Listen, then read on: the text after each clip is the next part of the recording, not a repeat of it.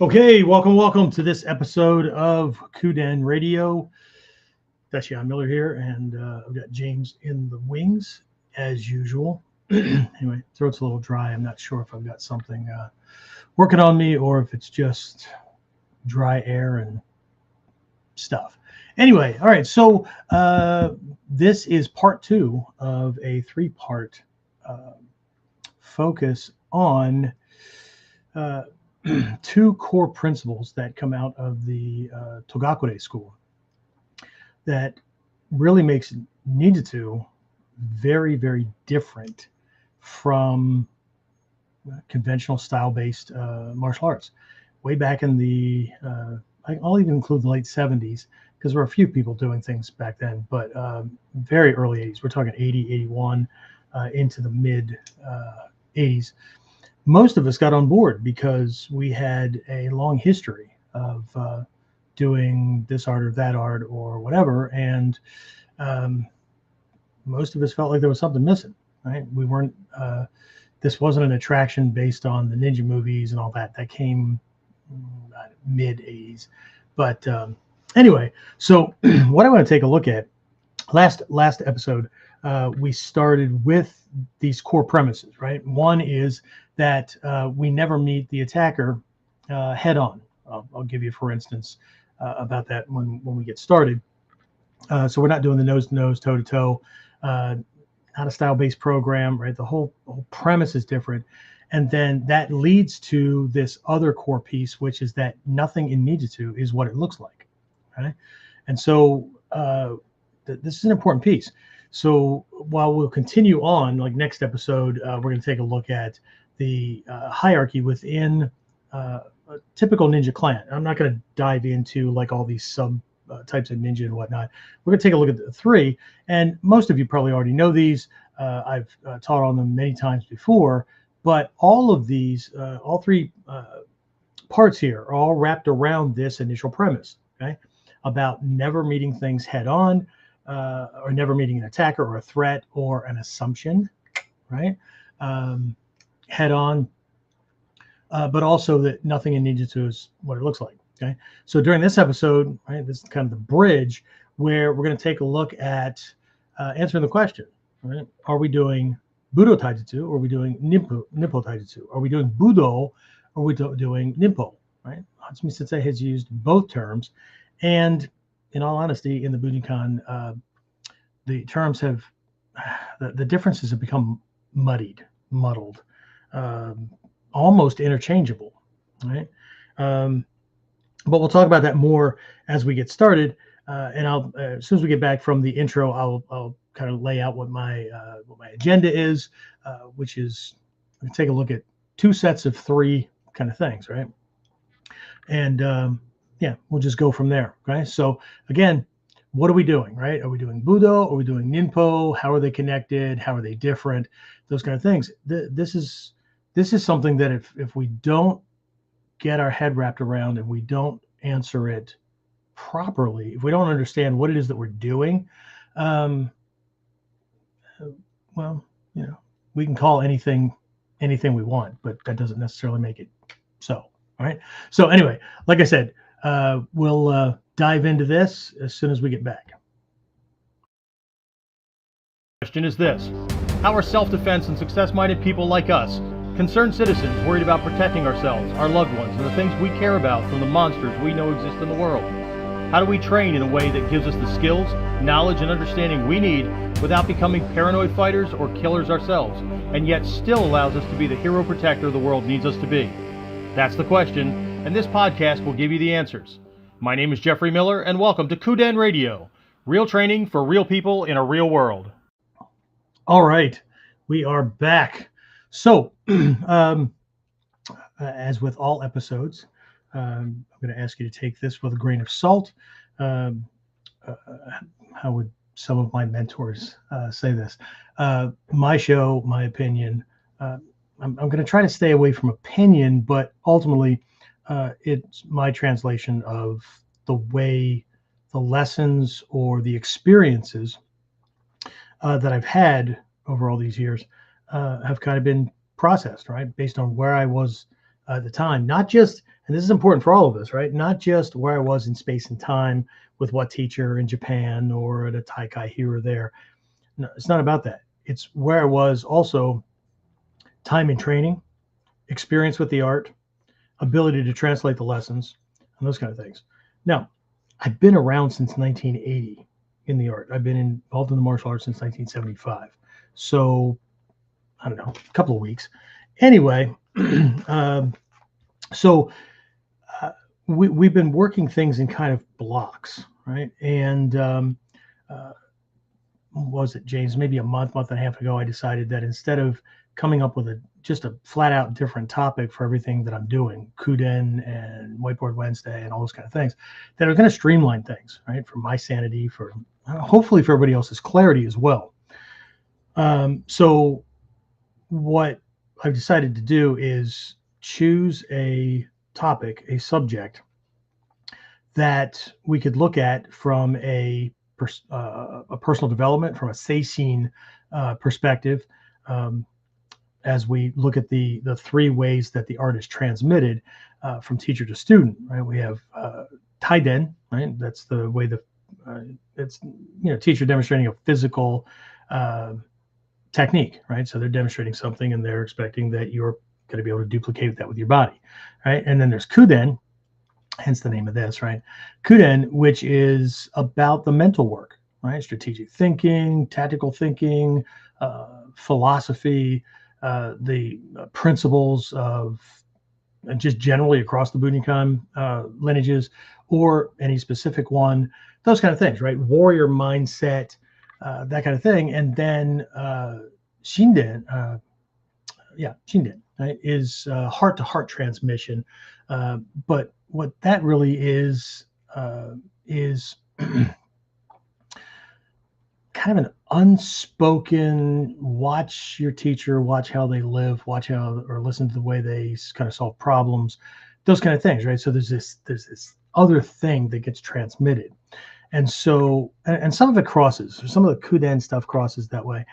So, we've got Whiteboard Wednesday to focus on kind of a Taiden, Kuden kind of thing, where I'm going into strategic thinking, tactical operation, that kind of stuff. Sometimes we take a look at set techniques, but it's really about what makes the techniques work. Okay. And then that kind of springboards into our Friday virtual training for those of you who jump onto that, or for those of you in my training programs. And then we'll pick something, right, that are some techniques that convey that thing, or that help convey that. And it might be techniques, it might be training drills, it might be some form of randori, something like that, right? And of course, if you're in the regular classes, then you're doing a lot of Taiden, right? But this Kuden, right, the whole premise of this is really kind of a synthesis between the Kuden, Shinden type of transmission, right, to convey that across. I literally don't have any more time in my schedule to do another podcast where that's what we'd be working on, right? So that's really, that in its purest sense is reserved for personal students, whether they're in the dojo or we're doing weekly coaching calls or whatever. So anyway,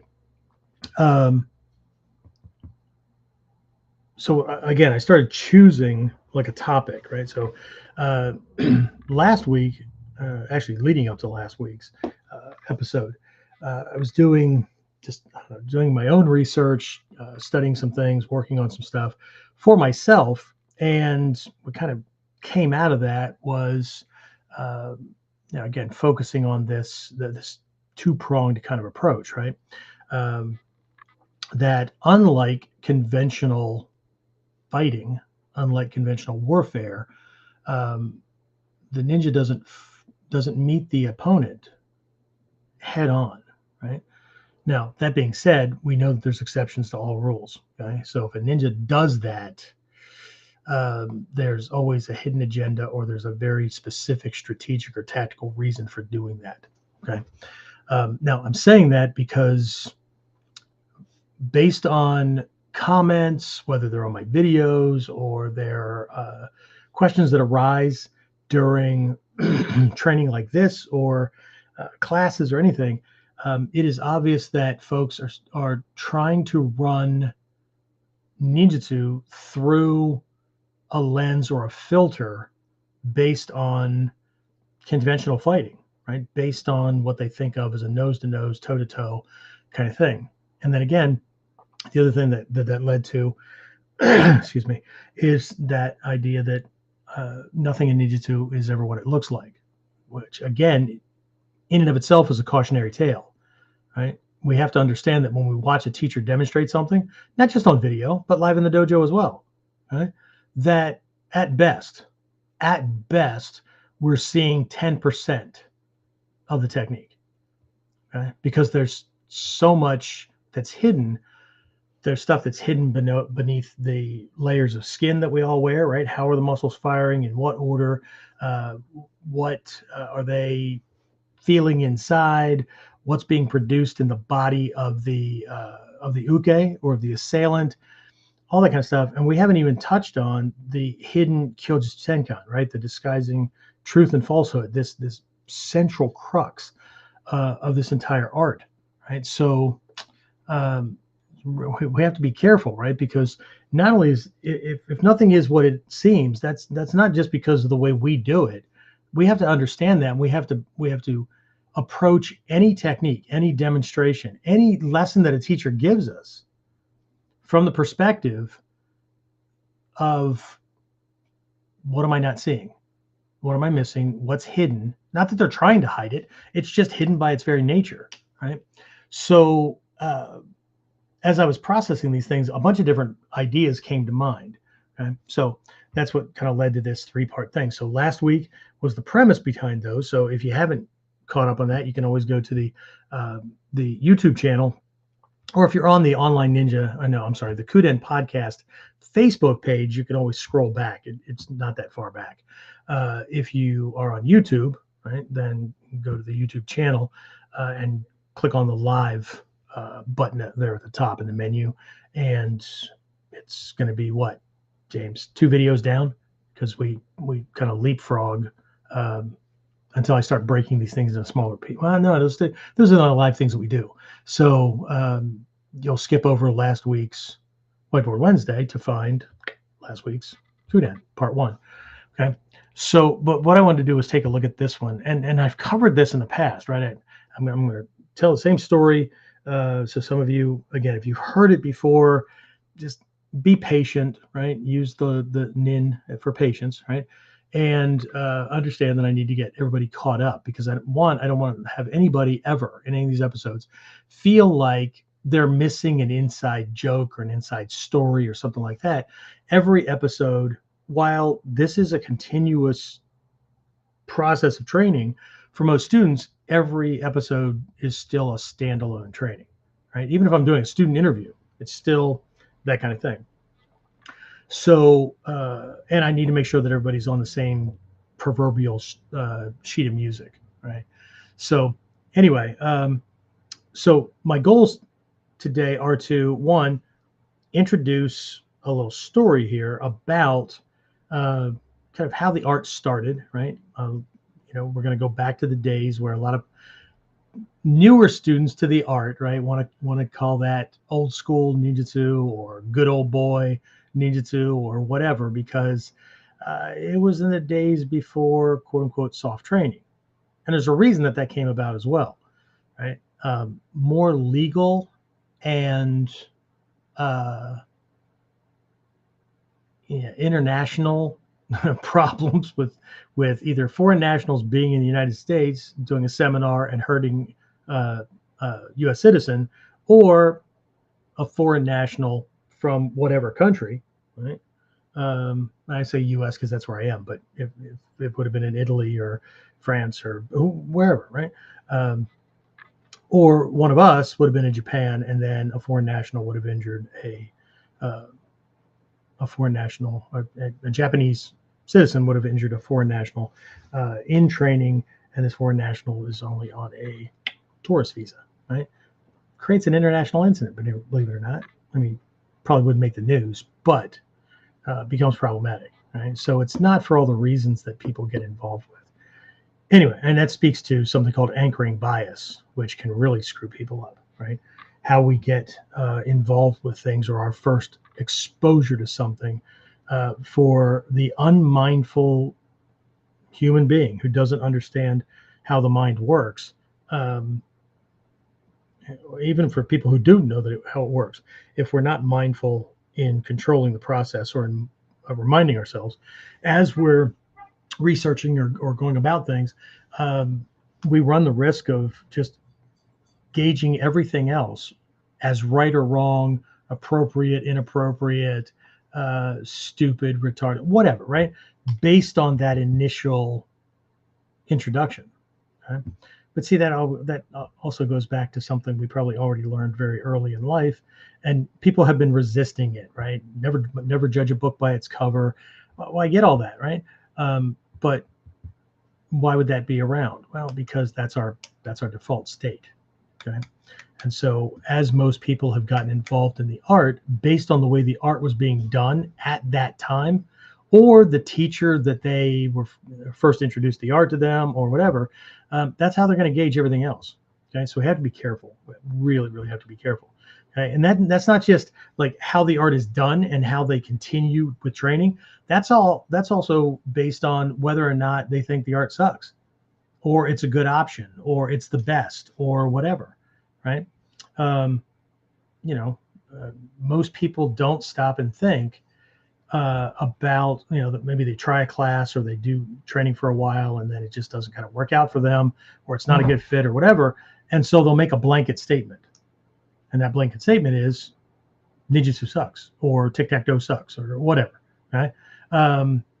When really what's going on from an ultimate truth perspective is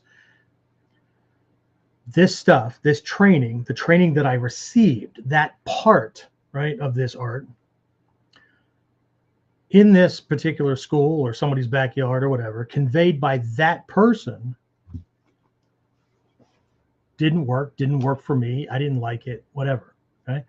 But ego's lazy, so we tend to jump to blanket statements, which in and of itself cause problems, right?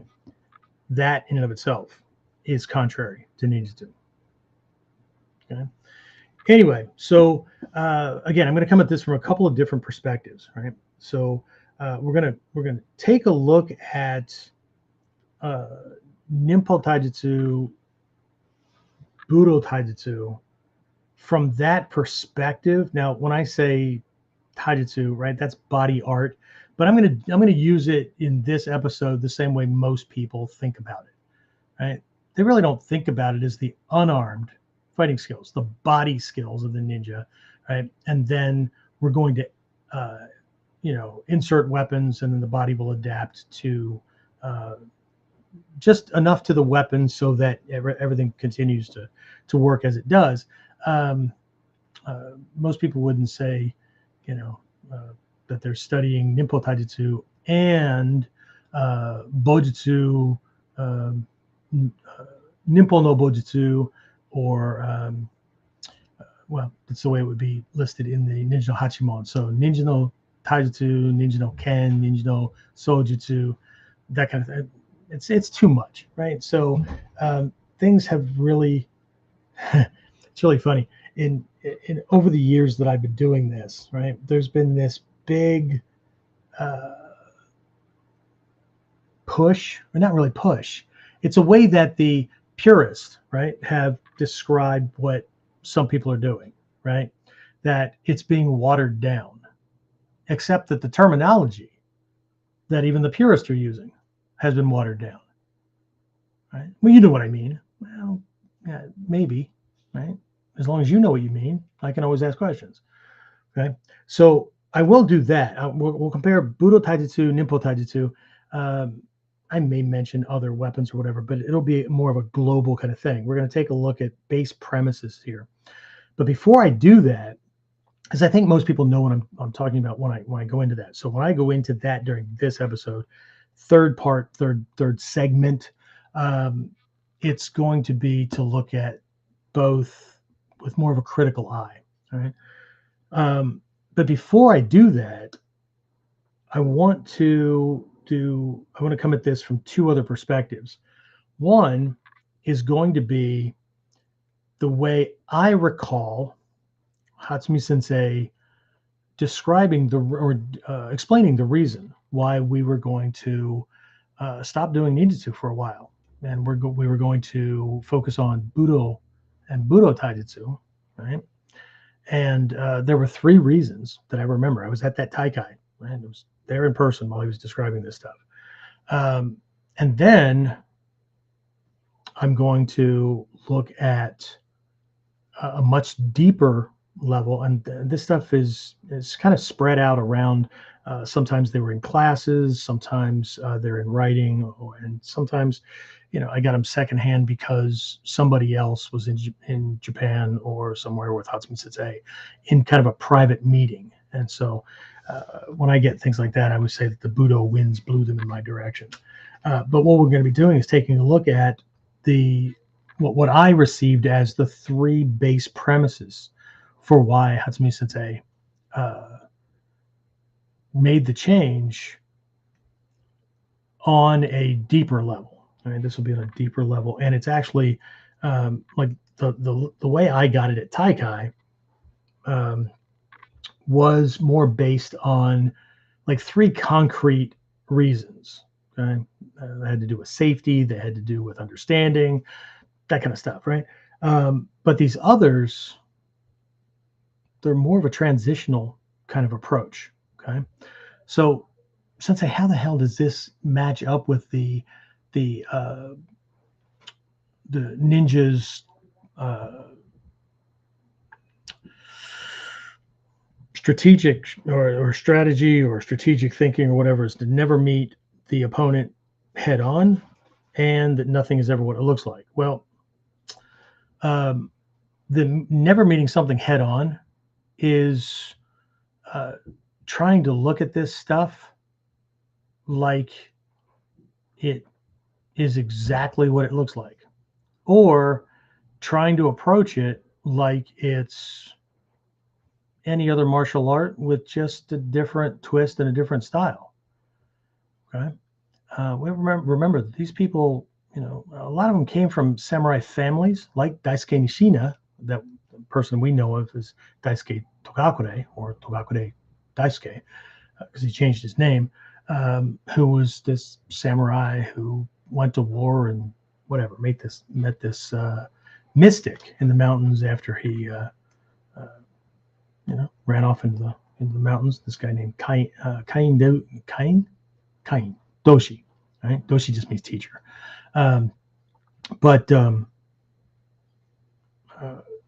what the hell is this stuff all about, right? And again, if we remember that things aren't exactly what they look like, okay? This is a really good example of how the martial arts training and the martial arts skills we're trying to build cross over into everyday life. This is going to be important to understand as well when we make this differentiation. Okay, so hopefully that was clear. If not, I'm hoping to make it more clear as we go through this. But we're not going to be able to get away from the central premise. Now, that being said, before I open things up and ask James who's on and whatnot, quick admin announcement that this is the Thanksgiving holiday here in the U.S. And while that is on Thursday, I will be traveling for a good part of the day on Wednesday. And so I will not be able to do a Whiteboard Wednesday.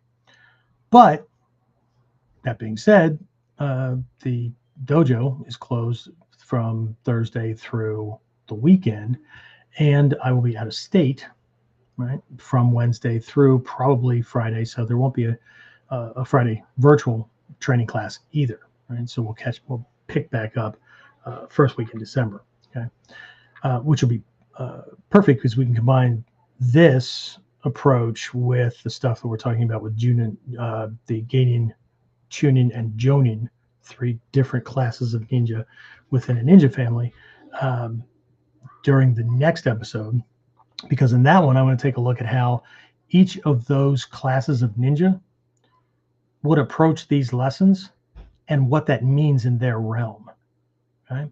And then we'll do some stuff with the virtual class to maybe get an idea.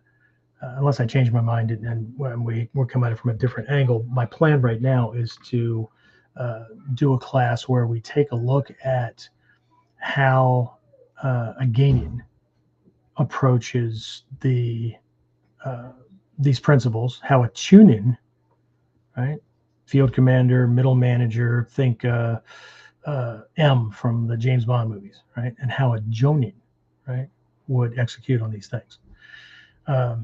So that'll be quite interesting. And that in and of itself will lead us into kind of maybe a hint as to some of the approaches and some of the things we'll be doing for the Daikomyo side we'll be doing in January. The theme is Togakure secrets. And so we're going to be doing a lot with weapons. We're going to be doing things with like sword and kunai and shuriken, shuko, that kind of stuff, and a lot more. We're going to touch on the Tonko no Jutsu and a bunch of these things. So anyway, it'll be fun. Anyway, so while I get a drink here, James can pop up his little screen there and tell me who's on.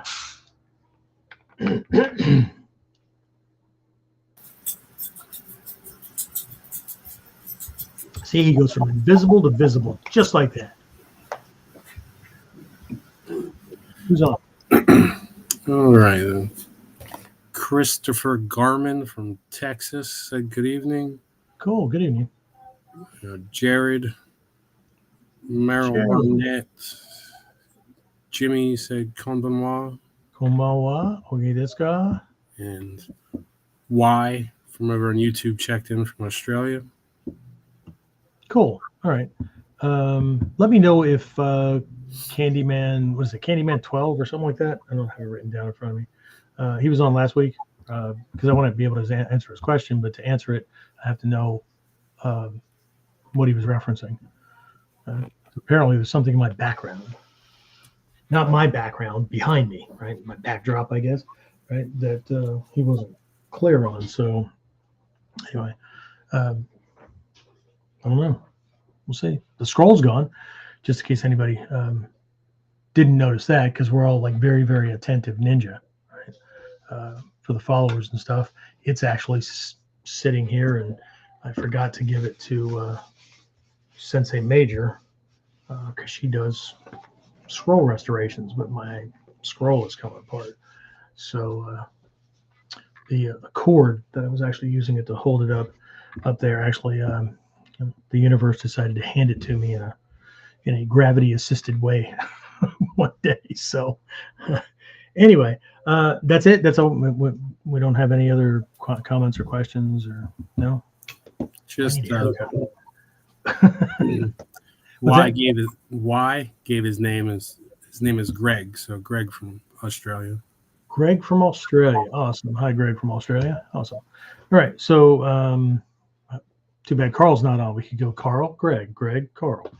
All right. So where in Australia, Greg? I got a guy that's been with me since the beginning of my online stuff. He is in Perth, Western Australia. So, and I know it's not like a hop, skip, and a jump, right? If you're not around the outside, you live in the outback. So that's as far. One of these days I'll go visit. There's a couple of cruises that go out of a couple of ports in Australia that I want to be on. So it'll put me in Australia. Anyway, that's it. That's all we got. All right. Well, let me bring up my notes. Keep myself on the straight and narrow here. Okay. So again, the title for this episode, Budo Taijutsu versus Ninpo-Taijutsu. And then while I was typing that out, I thought, why not, right? What the hell are we doing, right? Not what the hell are we doing? What the hell are we doing, right? One of the first, or was it the first? James, you were on back then. Was the first online program that I did, was that the Ninja no Hachimon? Is that what that was? Okay. So, and people can look up the list online, but it took us, 10, 11 weeks to go through each of those and to really break them down and understand why they were there and all that. And maybe in 25, I think maybe in 25, I'll do a relaunch of it, because my perspective on it is a little different than it was in, when did I put that out? 08, 07? I don't know. I think it was Maybe 08. before that. 08, okay. So anyway, the premise behind that program was that, based on my experience, based on what Manaka Sensei, right, who was originally Hatsumi Sensei's right-hand man, after Shoto Tanemura left, they both left for completely different reasons, by the way. Shoto Tanemura was Hatsumi Sensei's, well, not was, is his cousin, and he went away, broke away, whatever, to create the Genbukan, and then many, many years later, right, once he left, and Manaka Sensei became the right-hand man, so to speak, and then after he retired from the Japanese military, big long story behind that, doesn't really matter, but he ended up forming the Jininkan, right? And so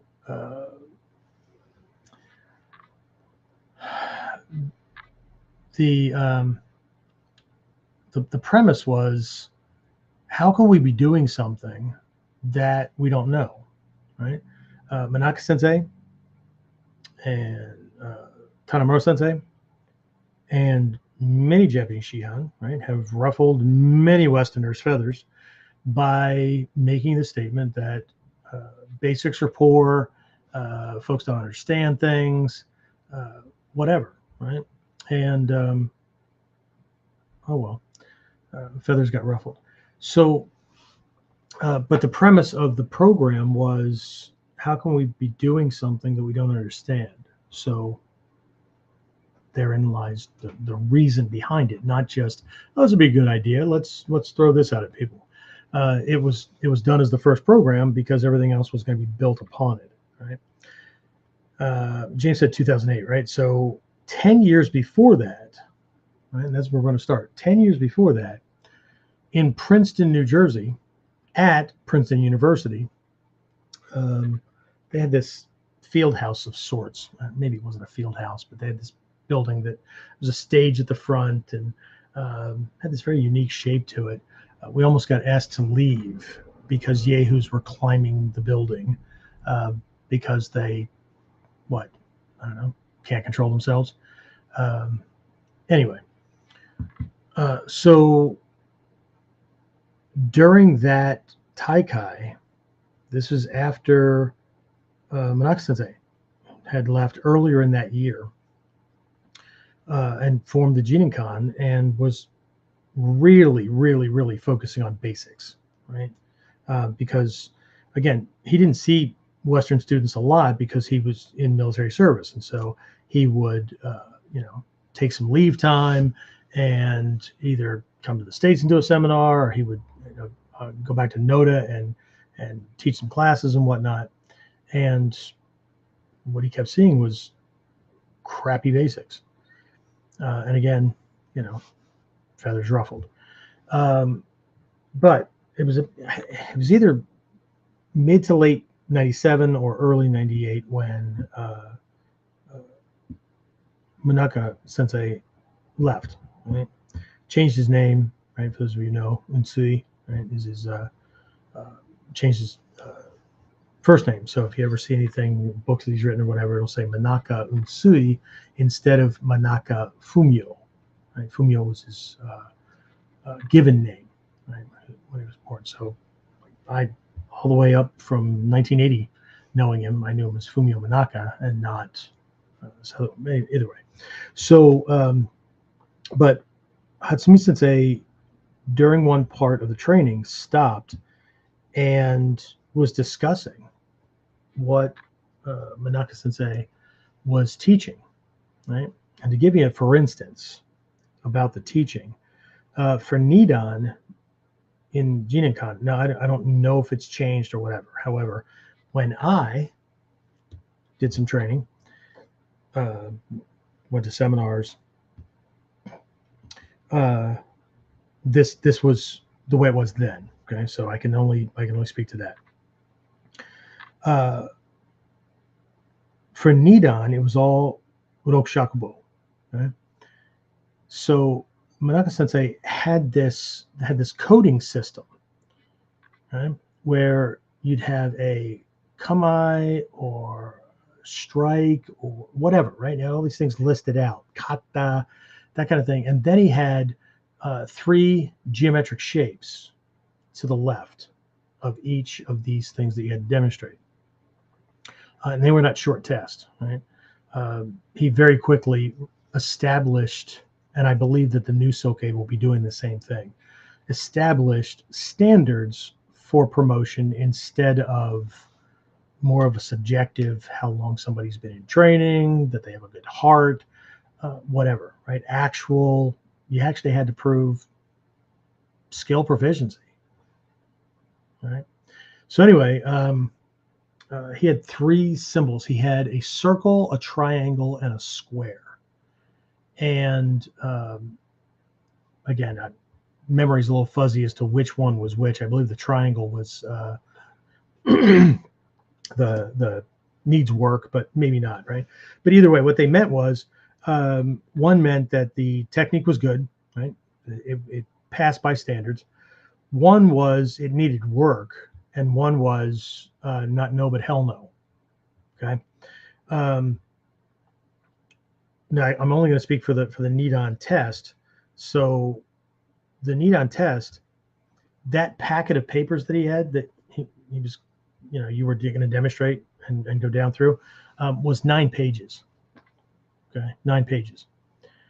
And this speaks to the kind of instructors that I gravitated toward, right? Whether it was Hayes or Manaka, not Manaka. Well, I trained with Manaka for a while, both inside the Bujinkan and in the Jininkan. Shoshi Malmstrom, just Isuka Sensei, these kind of folks, right? If you were doing your Nidan test in a Jininkan, and it was Kukishinden Bo, right? For the most part, it was Kukishinden Bo. If your elbows left your ribs once during the entire test, you failed the entire test. That's how important that Kihon no Kihon is in the Bojutsu. Okay. So this was no light matter. People didn't just go, well, I think I know pretty well. Yeah, well, can I test?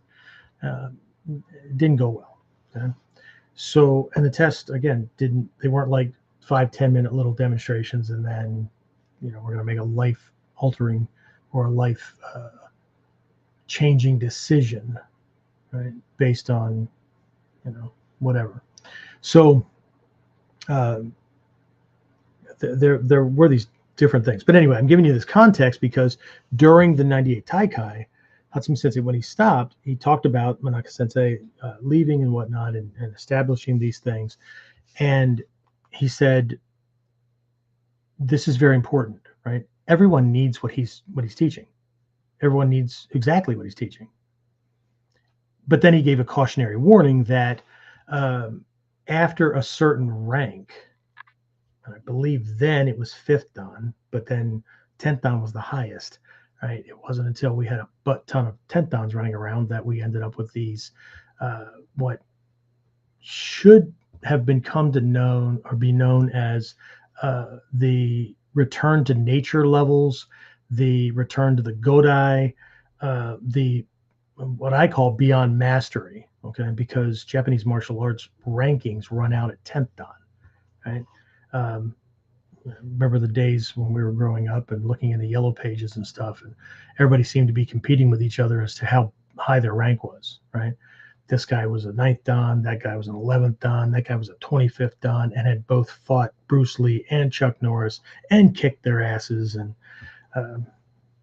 until Chuck Norris had a habit of visiting towns, and when he was in for whatever business or movies or whatever, looking things up in the yellow pages and just stopping in and visiting, martial arts schools or whatever. But if he saw ads that were like that, like, kicked his ass, whatever, the visit had a little bit of a different flavor to it, we'll call it. Anyway, so he was very clear about, like, people needed these kihon and these kihon no kihon, right? Fundamentals of the fundamentals. But at the same time, right, if you were at a certain level, it's the way all lineages work, right? There one teacher per student, right? And then you're gonna, at a certain level, you're gonna have to pick sides, right?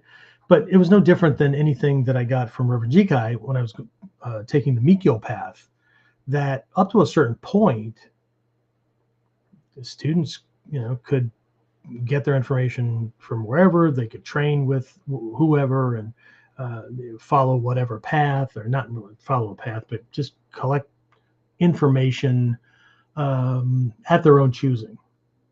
But at a certain point, the teacher or the student had to choose, right? And so, of course, the teacher had to accept, right? So you end up with this master, student, disciple, whatever kind of connection, because it's part of the lineage, right? It's part of the flow of things, right? So right? Flow.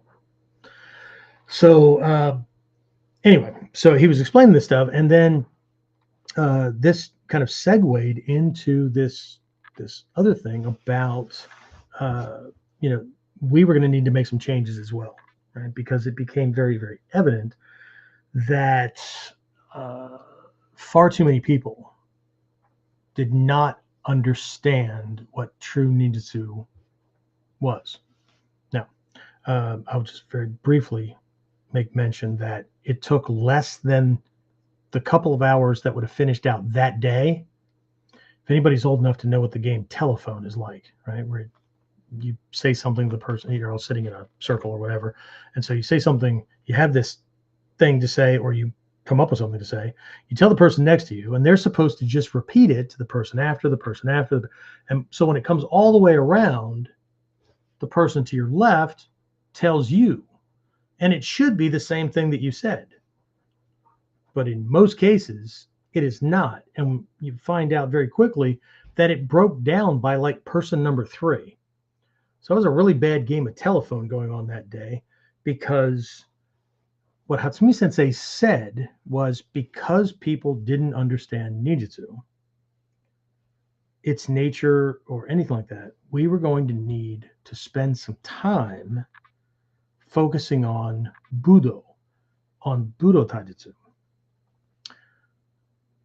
Because everything in ninjutsu is not just not what it looks like, but everything in ninjutsu is a variation on conventional Budo, right? Conventional Budo skills.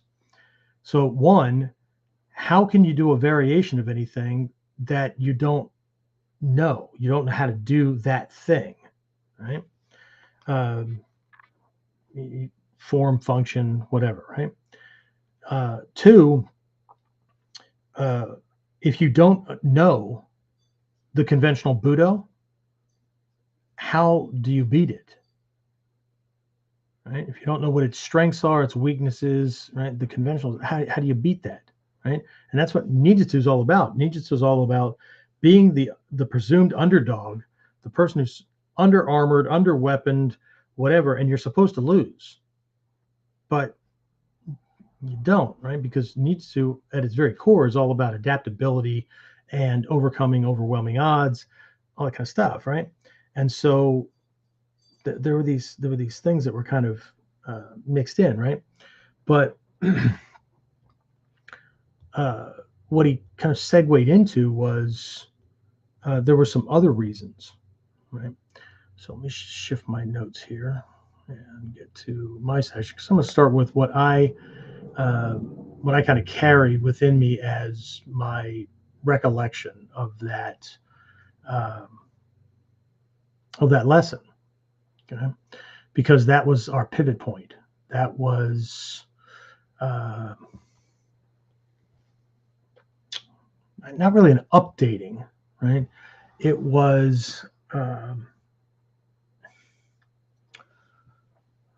it was a pivotal moment where we shifted from like calling everything ninjutsu and all that to this idea of Budo and Budo Taijutsu. But what he said was, we have to do this for a while until everybody understands what that is, and then we can look at ninjutsu, right? Much more clearly, because it's very difficult to see if you don't understand this other thing, right? Well, by the end of the day, what was being told to reporters who were contacted, oh, big ninja seminar or whatever, right? And martial arts magazines and whatnot. So by the end of the day, what was being conveyed was that we no longer do ninjutsu, we only do Budo Taijutsu. And within, I would say, less than 3 to 6 months, that turned into we don't do ninjutsu. We've never done ninjutsu, right? We only do Budo. See, didn't take very long, right? Before the telephone line or the gossip line or whatever just kind of shifted. Okay. So anyway, let me just go through this thing, because he gave these 3 reasons. Okay. And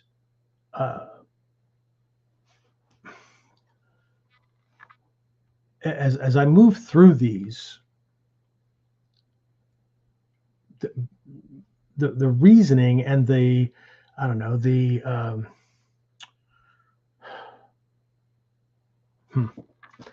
philosophy, the idea behind each, right? Some of these I came to discover on my own. Some they're out there, right? I mean, you feel free to do the years or whatever of research that I've done and dig the stuff out. And besides that, we should be doing that anyway, because if you just, I think a lot of students are prone to regurgitating what they heard, right? And it can be throw up. I mean, it can be as nasty as vomit, because they're not willing to do the study. They'd rather surf YouTube videos and watch the techniques than to validate information that they've gotten from different people. Or they trust that the person that they trust, it's a political decision, right? They trust that this person has done all the work, and so now they don't have to, which is why in the upper levels of training that you get less and less from the teacher. You have to discover more and more on your own.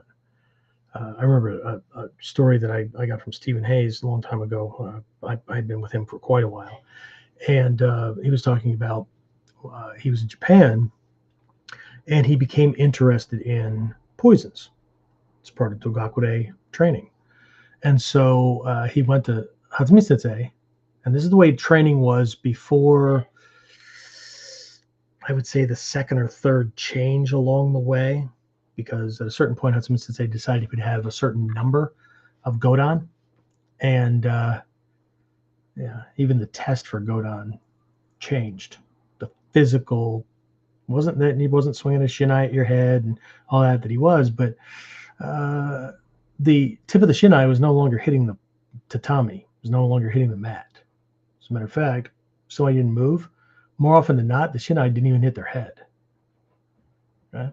So lots of changes. Anyway, so Hey Sensei goes down to me Sensei and says, I want to learn about poisons. Right? When are we going to learn that? And he got chastised. And he said, don't ever come to me with a question like that. How can you expect to be a ninja, right, if you're not even going to begin the process of information gathering, right? So look it up. If you have specific questions about something, you can bring them to me. But why would I cover stuff that most of it you can find in a library? And Hey Sensei, according to his story, said, I don't even know where to start, right? I mean, they don't have books about poisons in a library. And Natsumi Sensei said, you're right. But since all poisons, or most poisons, come from plants, perhaps books on herbology might be a good place to start. So he goes, looks this stuff up. Of course, there's very little in there about poisons. It'll talk about how certain plants are poisonous and what those things will do, and those kind of things sunk in. But a lot of it he had to reverse engineer. He had to read it backwards. Okay? And so read about the medicine part, right? Because, medicinally, historically, it had been used for this. Well, great. Okay. But what if you don't have that ailment? It's kind of like digitalis, right? They give people that have heart conditions, right? Digitalis is synthesized from plants in the foxglove family, right? Nightshade family. A couple of other ones, but foxglove is in there as one of them. And, person has this problem, right?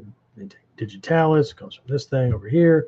But you don't want to eat the nightshade stuff because it will do this to you if you don't have an ailment.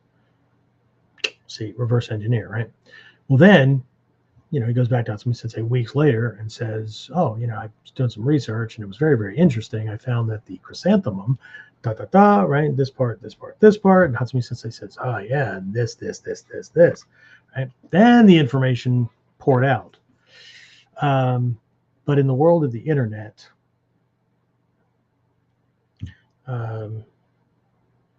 most students that I've encountered, and they tend to not last very long, are just expecting that the teacher does all the work and then just hands it over. Right? And a lot of them expect for it to be handed over free because they're a prodigy or something, right? So there's like no work involved, no difficult path to follow, which again runs really contrary to both Budo and Ninpo. But either way, right? So we're going to have to, for those who are serious, there is a path to follow. For those who are not, they can imagine they're on the path. But the way they hop and jump around, it would be like walking a path where you're taking 2 steps forward and 3 steps back, or 1 step forward and 5 steps back, or 5 steps forward and 2 steps back. And sometimes we'll take some side steps and, we'll turn around and shake, and whatever, right? What's that old, put your left foot in, put your left foot out, that kind of thing. It's just makes us feel good, I guess. Anyway, so let me very quickly go through these 3 reasons that he gave that were outward then, because he wanted to get back to physical training as well. And then I'll take questions or comments or whatever. And then we'll take a look at the deeper, the thing that he was putting out later, more of a reasoning, that I have to warn you. Either of these things, the 3 that I'm going to give you that I heard him say during that, right, they're in my notes, as well as, and maybe even the second set, right, for his reasoning for, that actually has to do with progressing on a path and a path of transformation, that may disturb some folks, right, because it's going to discuss some things that a lot of people don't want to look at, and that's okay, right? I believe that students vet themselves, right? The teacher's job is to put some things out, and sometimes they're just questions, sometimes it's just a lesson, sometimes it's just a little conversation, and it doesn't take much till either the facade drops or the sensitivities expose themselves, and the person is either willing to accept the challenge, at least for a while, right? Or it's a hard no right then and there. And what they say about the art after that, or the teacher or whatever, is not really anything the art or the teacher can do about it. Right. So anyway, I already mentioned number one. Okay. So all ninjutsu techniques are variations of conventional Budo skills. Okay. This point is both. It's both practical and philosophical. Okay. So Hazumi Sensei emphasized that ninjutsu builds upon the universal principles of Budo, right? I already talked about that, okay? So Budo serves as the root, okay? The whole idea is that before one can explore the specialized tactics of ninjutsu, they have to first understand the foundational principles of combat found in Budo, just generally, right?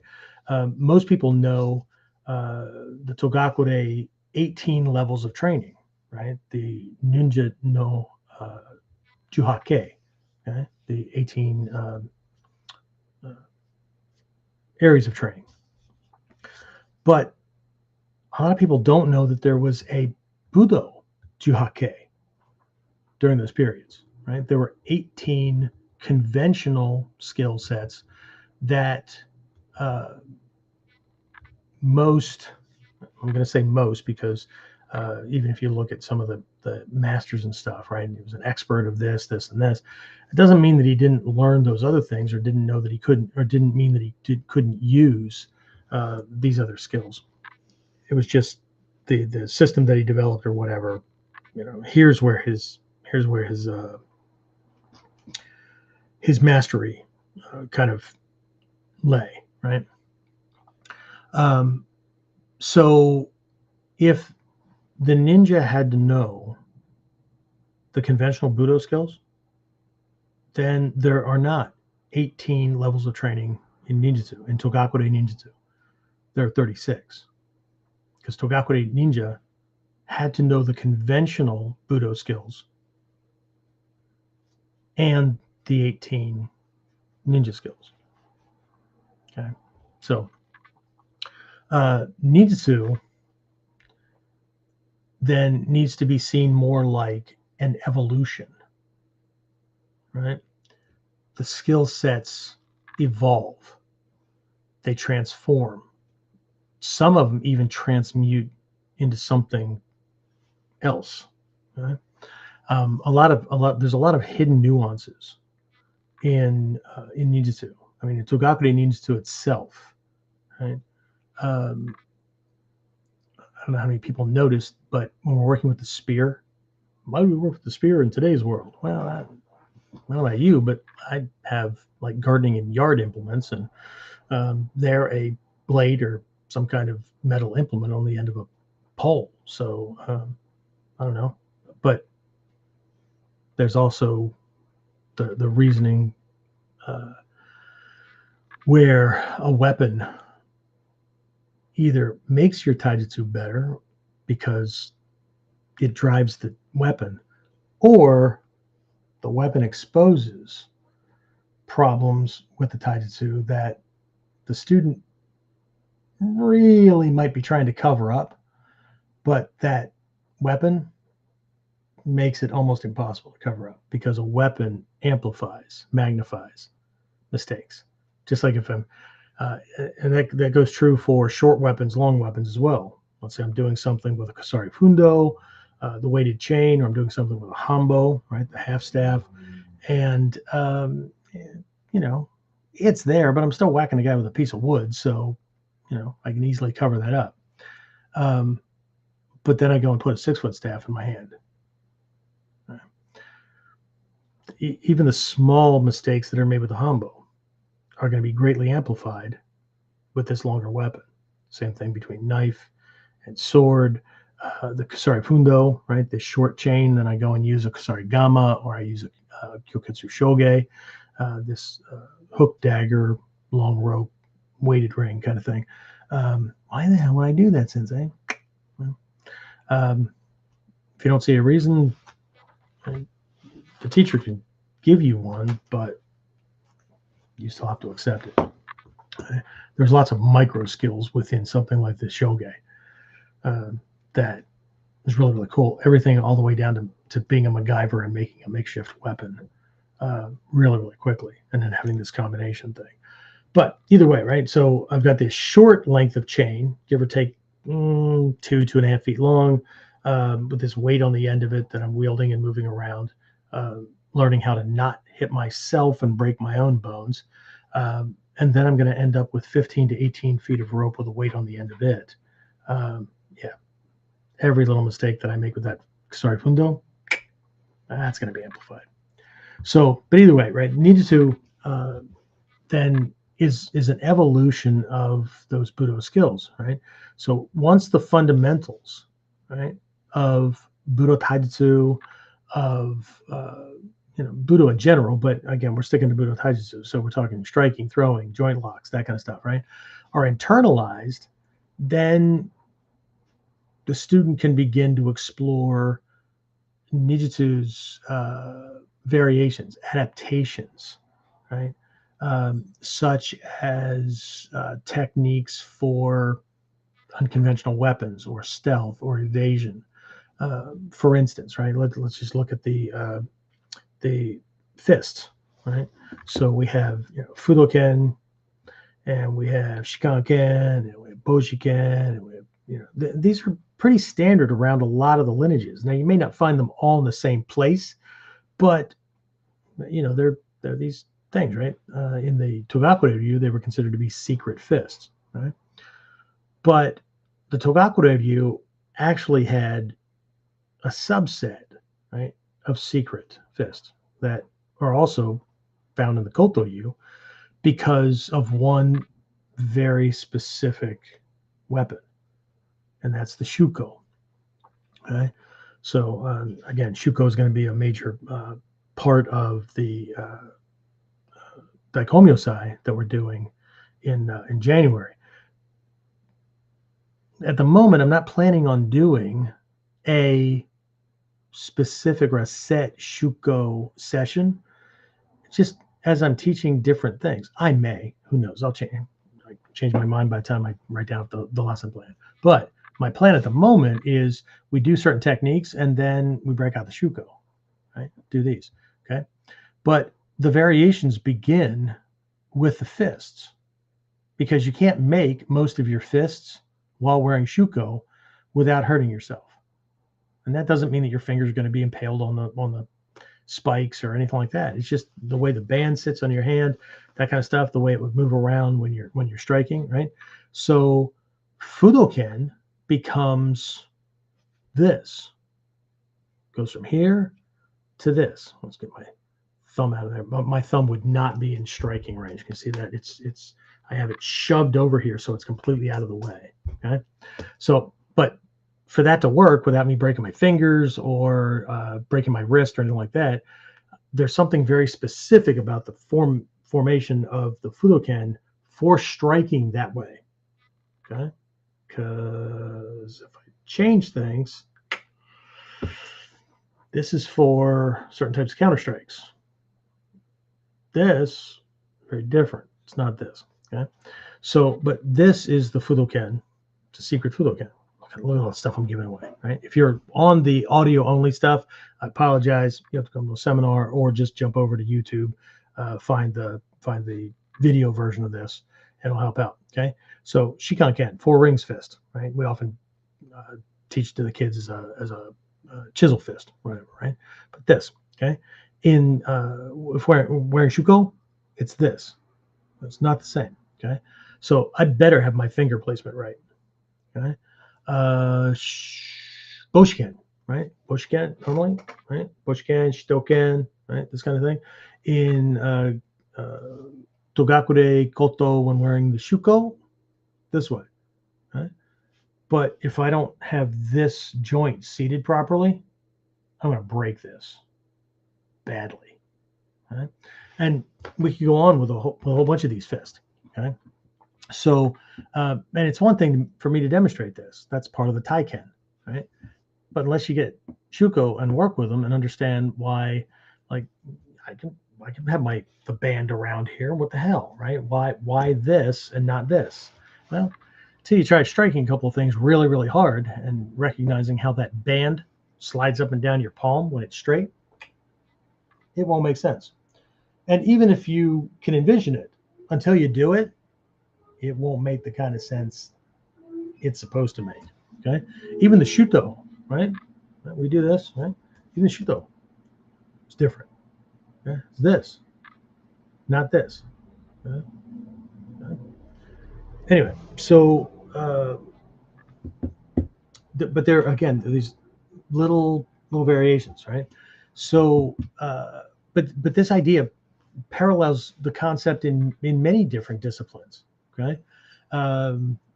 Where you master the basics before exploring advanced variations, right? I mean, it's a natural process in most learning systems, okay? Whether it's dance or gymnastic, whatever, right? So without understanding what's normal, it's difficult to appreciate or master what's unconventional. Okay? It's easy to say that something is unconventional. It's easy to maybe describe it if we're repeating somebody else's words. Not so easy to apply it if we don't know what we're looking at or for or whatever. Okay. All right. Very quickly. Number two, and I think I already mentioned this, was the misunderstanding of ninjutsu in the West. Right. I didn't explain the whole thing. Just that was the basic premise, right? So Hatsumi Sensei's concern was that many Western students just flat out misunderstood the art, right? And here's the misunderstanding. They were trying to fit it into a style-based mindset. They were trying to approach it, because most of the people, when I started in this art in 1980, late 80, early 81, 9 out of 10 people coming to seminars, coming to the dojo, whatever, had prior martial arts experience. And one of the biggest problems that we all had was trying to see this as another style. If anybody's ever read one or more of my articles, or maybe caught one of the older KUDEN, or even I'll mention it Whiteboard Wednesday, right? That my premise for a long time, and this has been backed up by Isuke Sensei, Hatsumi Sensei. I've heard them say it in classes and things like that. This is not of me repeating them. It may sound like it now, but I actually saw this before I heard them say it in class. So those are things that they didn't make my ego go, yes, I got that one right. It was okay, all right, I'm on the right path. What else? Okay. So, because I would run little things like that across past the teacher all the time instead of just assuming that I understood. Okay. So, but the big problem that everybody had was we came from other martial arts and we came to this because it was different. But very often, a lot of folks just saw it as, it's a trickier way to do things. We got stealth and wilderness survival and that kind of stuff, and we're going to throw in a shit ton of really cool looking weapons. But they were still trying to bend it so that it was like basically another martial arts option among martial arts options. Okay. And it's not. Okay? It's not. Does it have a martial aspect? Yeah. Okay. But be careful if a ninja looks like they're fighting like everybody else, because something's going to shift and it's not going to go well. Okay. So the idea behind this is that it's not just about this mindset, right? Ninjutsu is not a style, right? Unlike many, even traditional martial arts, right, that focus on set forms and techniques and whatnot, Ninjutsu is a method of adapting to any situation. Right? It doesn't conform to rigid rules or predefined outcomes. Yeah, but Sensei, we got all these kata, right? Yeah, but you got to remember, a lot of those lineages were not Ninjutsu lineages in the Bujinkan. They're samurai-based lineages that were heavily influenced by Togakure, Yokushin Ryu, and Komogakure Ryu, Ninpo. Okay? Very different. Okay? So while we have systems that have, or lineages that have, and even in the Togakure Ryu scrolls, which are not laid out like any of the other ones, right? Because they predate the Edo era and later where schools were called Kodyu, right? Kodyu, old school, right? This is where a big argument comes in between Bujinkan people and a bunch of historians, right? Where historians will say that Togakure Ryu and a couple of the other lineages are not Kodyu. And people will directly translate that and go, yes, they are. They are absolutely old schools. They go back, da da da da. And these guys are not going to have this argument, right? And so, or they do, and at least one side's not listening because it's not pointing, this term of Kodyu, old school, is not pointing to the age of a lineage. It's pointing to an era in Japanese history when martial arts schools were formed during that era or during that period. Their scrolls had to be laid out a certain way. The focus was a certain way. There were certain prerequisites for these schools based on everything from government to whatever standards, whatever the things were during the day. Just like, this wasn't always called ninjutsu, right? So it wasn't always Ninpo-Taijutsu. Okay. On our unarmed stuff, at certain points were called karate or jujutsu, right? That throws people, right? We don't do karate. Okay. Well, again, there's that ignorant, that saying, ignorance of history condemns one to repeat it. Yeah, ignorance of history can also make somebody look like a fool, and ignorance of history can also set somebody in a path that leads them so far away from where they intended to go. Not even funny, right? So it's not about a direct English translation based on and then defined based on the way Westerners just ad hoc translate old school. It's not the same, right?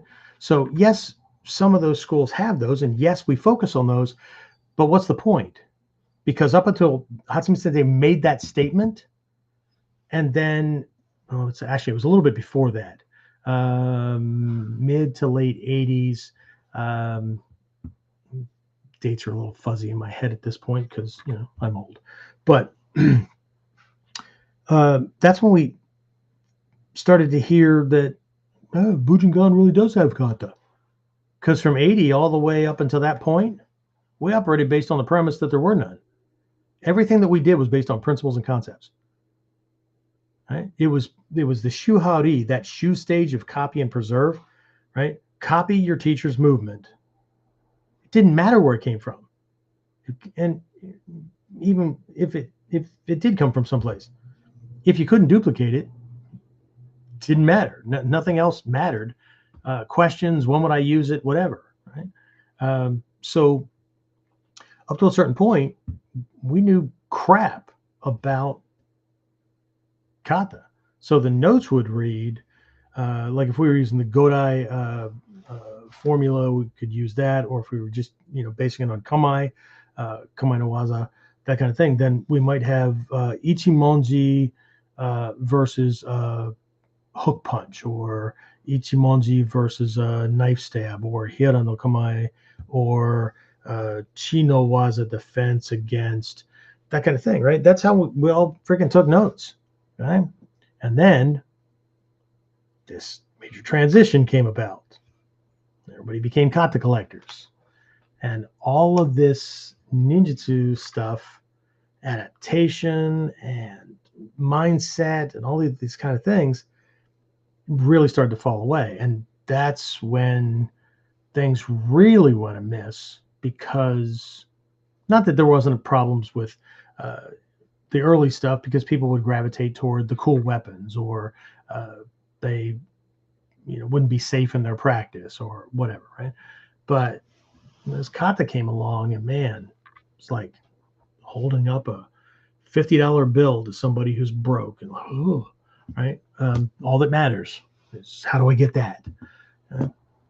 So anyway, really, really different. Okay. And so, again, this also led to incorrect practice and training. Many students were just focused too much on the surface level techniques, and they were neglecting what makes part of what makes this art what it is, which is principles and strategies. Okay, the principles and strategies that make those techniques effective, right, in real world scenarios. Because we weren't learning kata to demonstrate kata for a belt. It's not the same system, right? So the result ended up being a dilution, right? A watering down, which is really funny because people have always worried about the art being watered down, right? But anyway, so there was a watering down of the kotsu, right? The essential nature or the essence of the art itself. Right? Students were reducing ninjutsu to, better way to say this, just simple choreography, or worse, right? They were using it to validate egos, right? Rather than to develop a true understanding of the art and mastery of the art itself and these principles and concepts, right? It just became a replacement for whatever whoop-ass ego fulfillment kind of system they were involved in before. Okay. So, and then this led to a third point, which was he was talking about this immaturity, right? This lack of understanding, this immaturity leading to injury, right? Again, this reflects the dangers of misunderstanding and misapplication, right? We don't need to hammer hard with hard strikes in this art, because the fist or whatever we're using lands at a certain angle on a certain point, right? As the bodies come together, with him contributing at least 50% of the force to that impact. I was just trying to explain this to some fairly new students in my program this evening, where they, at least one of them comes from street fighting and that conventional kind of thing, and I said, this, let me try to explain this based on my old days as a cop, as a traffic accident investigator. If you take a vehicle and you bring it up to 60 miles an hour and you have it drive headfirst into an immovable wall, let's say it's a brick or cinder block wall, whatever, okay? The damage on the front end of that vehicle, right? And there's ways to see a vehicle that's damaged that way. Somebody could say, I don't know how much I was, or how fast I was driving, right? Immovable object, this amount of damage and whatnot. There's a math formula to run that will tell you exactly how fast they were going, right? Well, maybe not exactly. It's within 2 or 3 miles an hour.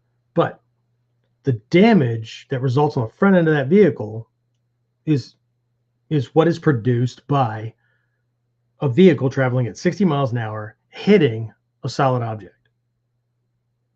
You take two vehicles, both driving or both moving 30 miles an hour, hit each other head on, the front ends of both vehicles have the equivalent damage of either one hitting that wall at 60 miles an hour. This is an important piece of what makes ninjutsu different. Energy conservation is a huge piece of this, right? So there was this overuse of force, right? Again, some students, I was guilty of this at certain points, right? And could have injured students.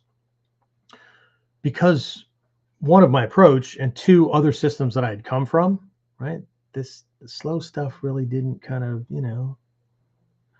but what was really happening was my timing was off, my precision was off, and my understanding of relaxation and tension and how those things play into landing things, right? It was just off. So there was no way I was going to be able to produce the results, but instead of seeing that as a litmus test, I just saw that when the teacher hit the student slammed into the ground. I had no idea what was producing that. There was just an assumption, right? So again, students, instructors, whatever, right, adopting the wrong mindset. Okay, this mindset was driven by ego. It was driven by a need to feel powerful, right? And this very often led to unnecessarily aggressive training practices. And I was in on that. Okay? Luckily, I grew beyond it. But as a matter of fact, I had a student come back after being gone for 30 years. And he remembered, because he was one of my first 4 students, remembered that kind of training. And like it baked his noodle coming back to the dojo. He could not figure out how I was producing the same or more power, but it looked like I was doing less. Because I had to get it or whatever, right? And then the other big thing was injuries, right? Injuries that ended up resulting out of this kind of stuff, right? Without a clear understanding of balance, control, intent, like I said, precision, using gravity to help with the strike, those kind of things, allowing his body to provide, right? We're hitting him when he's busy missing. We're hitting him when he's busy trying to catch his own balance or whatever, where his body is contributing to the damage being created. We don't have to do even 50% of the damage, because we're not, the focus isn't on just hitting for the sake of hitting or scoring points or beating his ass or whatever, right? There's adaptation, evasion, core skills that, not doing block punch. Not that those things aren't in a couple of the lineages. Kotoryu has some stuff like that. Kukushinden has some stuff like that. But if we're approaching this from a ninjutsu perspective, it's not the same. Right? If we feel like we need to hit harder to produce the results, then there's a whole bunch that we don't understand. And no amount of watching videos or whatever, because we're going to translate it based on what we think we see or based on what we want to see. Right? And this is problematic. Right? Now, if we need to hit harder because we just like hitting people harder, see, that requires a different specialist than a martial arts instructor. They usually have PhD or whatever after their name. That's there's something else going on. Right? But again, so when this happened, right, students were either hurting themselves or they were hurting other people. Right? And this in and of itself undermined the core principles of Ninjutsu, which itself prioritizes adaptability, control, and the efficient use of energy. Right? So Hatsumi Sensei's shift to Budo Taijutsu was really about an attempt to correct these tendencies. Right? And he accepted responsibility. Right? He said, I obviously did not convey things properly in a way that allowed this to come across. So we're going to make a shift, right? So by focusing on the fundamentals of Budo, right, then we could all develop a solid foundation in controlled and effective movement, right? And then this approach itself encouraged safe, right, productive training. It emphasized skill development over brute force or ego-driven demonstrations or whatever, right? So just very quickly to summarize his strategic vision from this perspective, and this is something that I had to get later, was, my recollection, you'll see in a bit when I cover kind of a transcendence kind of process, right?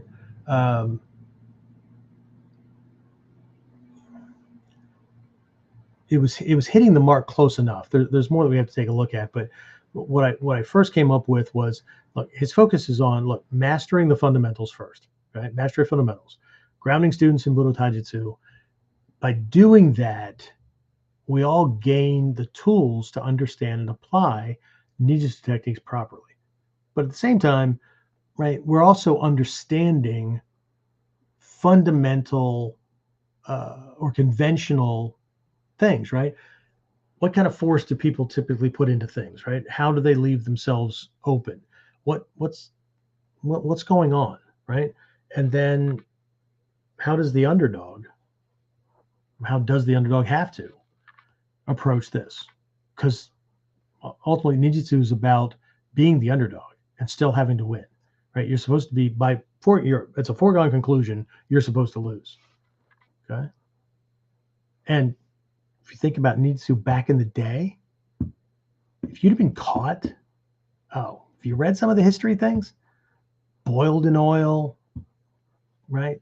Had your skin filleted from your body, all kinds of crazy stuff, right?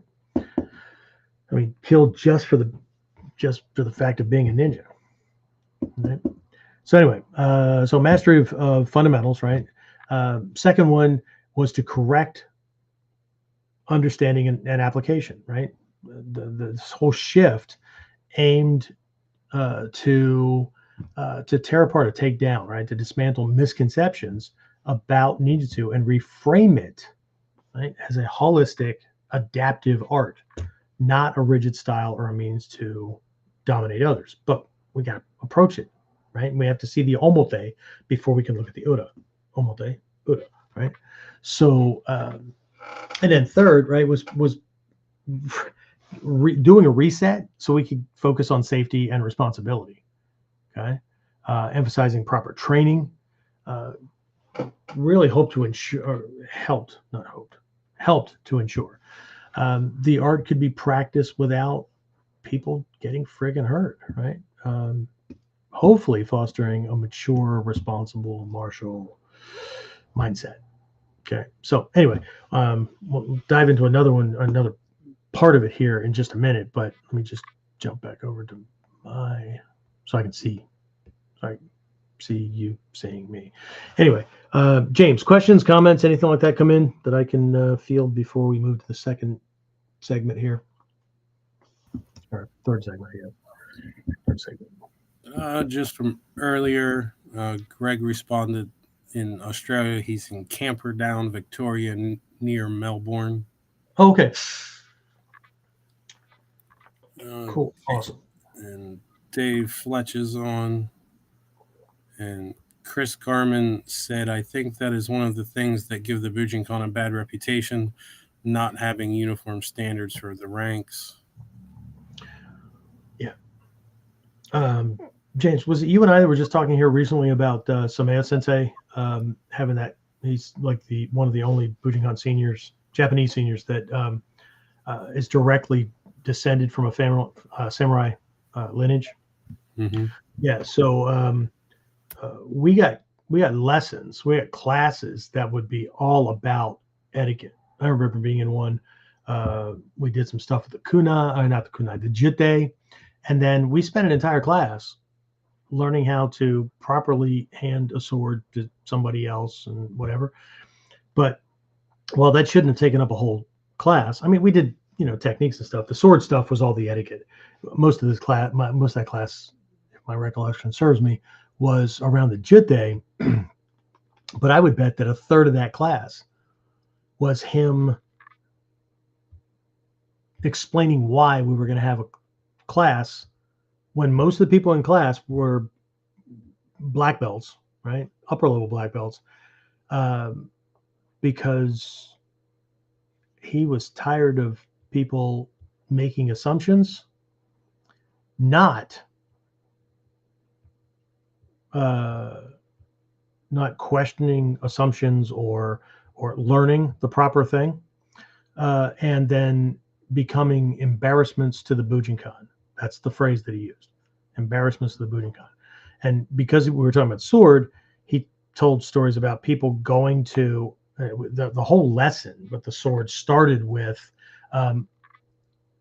any katana only ever has one owner, and that begins with the swordsmith, and then that's transferred to the the guy who's running the katana shop.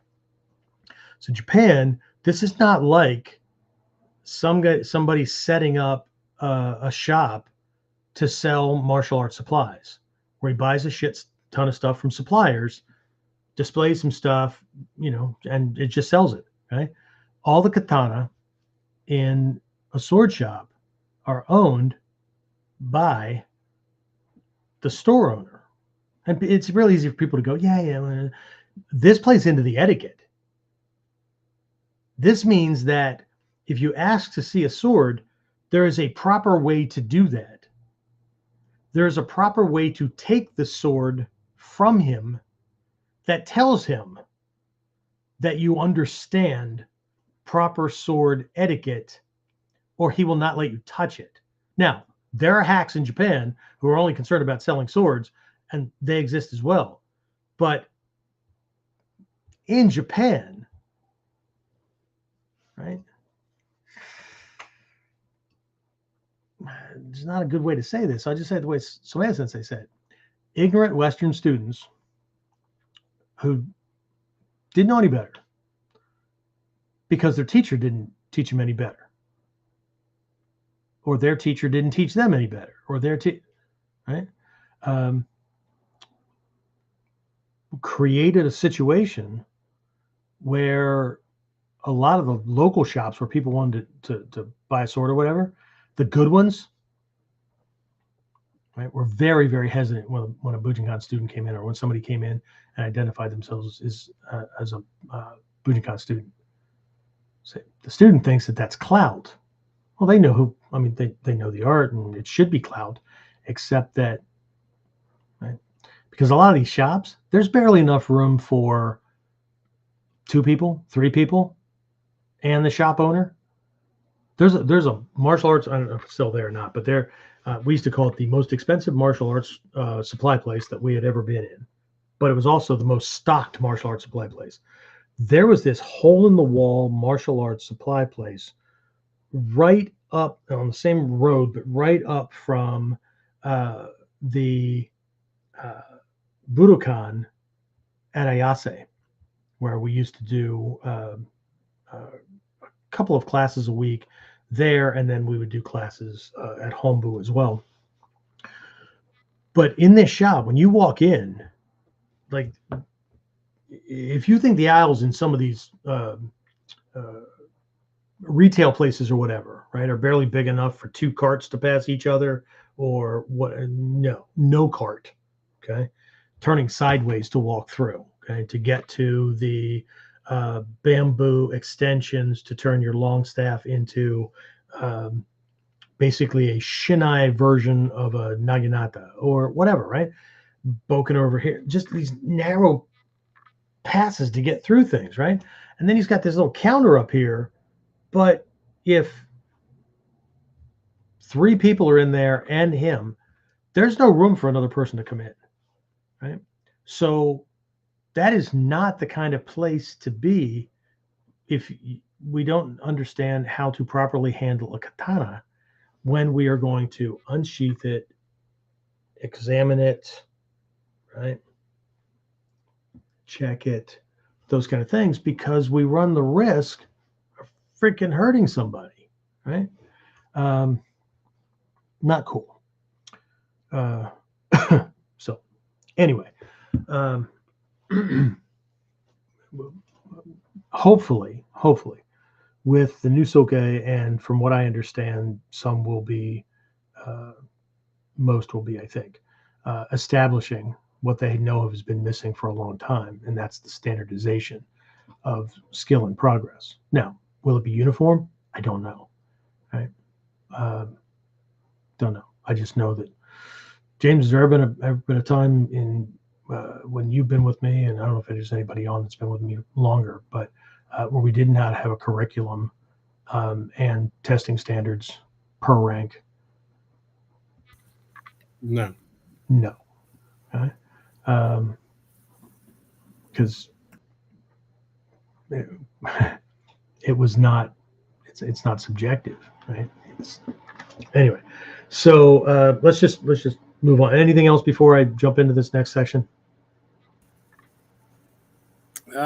Greg said 3 different teachers doing their own interpretation of these old arts. I think, but a lot more behind the scenes went on.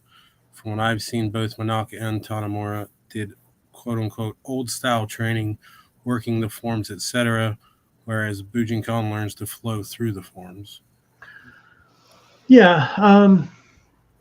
Every teacher has their thing. Like, it's been my experience in classes, and it could have just been because of rank and who was at Hombu. Because I got to tell you, training at Hombu is not like training at the individual instructors, whether they were Shidoshi, Shihan, whatever, in their classes. Not the same. Okay, going to Sumaya Sensei's dojo, classes were even more structured than they were at Hombu. Ichizu Sensei's class. Who else did I go to? Seno Sensei's classes, not at Hombu. I mean, I went to Hombu as well, but they were run very, very differently because they were run in a structured way for the student to be making progress. But it's always been understood that if you were training at Hombu, then you were at a very specific point or higher, right? Depending on what the highest rank in the Bujinkan was at that point, right? And I've traversed the eras. At one point, we didn't have anything above 5th Dan. Then we didn't have anything above 10th Dan, right? Then we didn't have anything above Judan. I almost like threw up in my mouth. Judan Kumenkyo, right? So 10th degree void transmission. Of course, most Westerners know that is 15th Dan, but as far as traditional or classical Japanese martial arts go, no, because 10th is a return to zero. Hatsume Sensei's used that phrase countless times since I started training, right? The point was to return to zero, right? It's a return to zero because we're looking at the ones column. The 1 that makes it a 10 is in a different column. So it's a return to zero. It's this full and complete kind of thing. But Isuga Sensei, you must, because I've been there. When I go for 2 weeks at a time. So it's harder to see, like, if I get there and they're in the middle of kind of a transcendence process, right? But if I'm there at the beginning of one, we'll be starting with, let's say it's Kotoryu Shoden, and we'll do 2 or 3 kata. And for a good couple of days, and it really depends on the skill, the taiden, the physical skill, and the understanding that the students who are in those classes that they have before he'll move it to the next level. Because there's 3 levels of transmission for each kata, even in those koryu, right? Kotoryu, those kind of things, right? So we would do one in, like, for 2 or 3 days when we were working on the same kata from a very shoot level, copy, preserve. There's only one right way to do it. No henka allowed, period, right? And then there'd be this transition, right? We'd start to loosen it up a little bit, play around with henka. That's the hot level, right? To break. So look at those kind of things. And if students were lucky enough, and it was the same group, and usually it wasn't because people transitioned in, out, whatever. Luckily, some people would have gone to a Kasem seminar or something like that, caught a bug, decided they were going to Japan, got trained at Isuga Sensei's dojo, where it fucking hurts. And so they would stick it out for maybe 2 or 3 classes, and then we wouldn't see them again unless we went to Hombu to train, or some other Taikukan or something like that. If we got lucky, we would be in a class or 3 with those things where we would again transcend, and that's where the ri of shu ha ri comes in.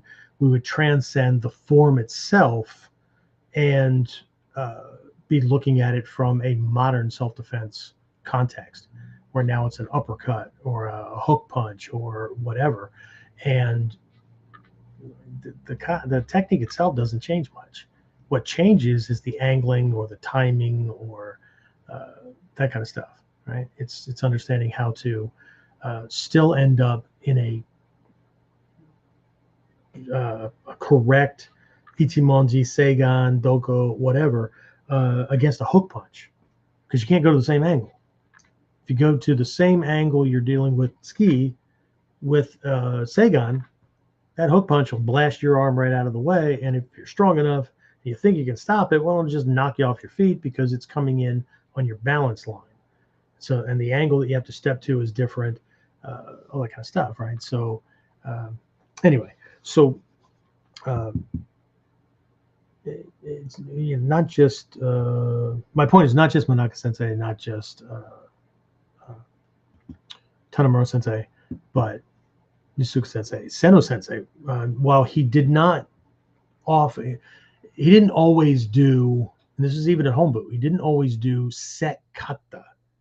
He would have a kind of an example in mind, but man, I went to his classes because they were about precision. Hit your friggin' mark. There were plenty of times where I was like he'd go, okay, wait. And he'd move me like 2 degrees. And my partner, right? He'd go, better. That kind of thing, right? So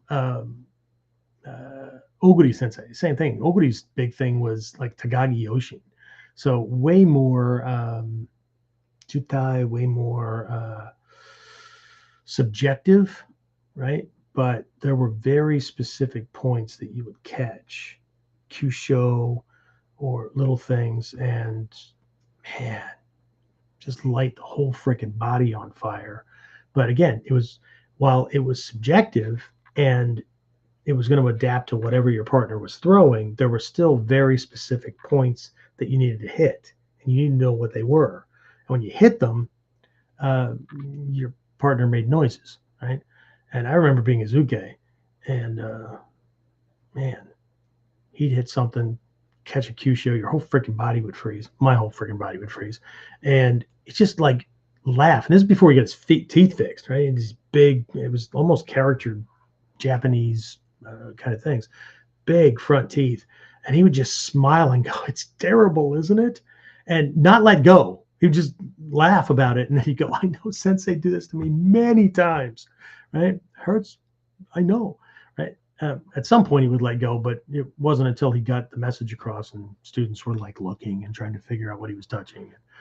Anyway, so, if you're going to be good, be a good uke, donate your body to the cause, right? I mean, what's the worst going to happen? It'll kill you. But that was an Ishizuka Sensei dojo thing, right? Every time you come to class, your wrist dying. I remember somebody calling or doing something in one of the dojo, and he said something like that, and they were like, not indignant, but they made some kind of a face, and he leaned in and said, what, you forget you're not in America? Or whatever the country was, right? He would replace that. Yeah. So anyway, what are those t-shirts that we have, James? Right? Shameless plug. Right? Over on WCI, dragonsden.com. We have 2 that are mirrored to each other. One says everybody wants to be a ninja till it's time to do ninja shit. And the other one says everybody wants to be a black belt till it's time to do black belt shit. Because we have stuff on there that's for general purpose as well. We also have one that says, hi, I'm a really nice person. Wanted to be cruel, vicious, mean, and nasty. And on the back, it has this silhouette of a kneeling ninja pulling a sword, and it says, can I practice on you? That's pretty popular. We'll have other stuff. Well, we do. We have artwork. We have mugs. We have all kinds of stuff over there. So anyway, why haven't you gone? Anyway, all right, let me jump to this other stuff here. Let me get my notes back up. Okay, so let's see. I'm going to roll back here. All right. So,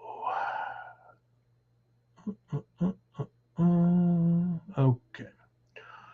All right. So again, just to reiterate, right, this 98 Taikai, I mean, I'm so glad I was there so that I didn't have to play telephone. Again, we're always risking doing this, but I didn't stop at just what I heard, because again, it was only so much time, and we had like hundreds of people at this thing, right? And you know, everybody starts talking afterwards. You get back into training, take notes the best I can, but I ended up gathering more things along the way. Okay, and so that's what I want to cover now. I want to take a look at. I think it's 3.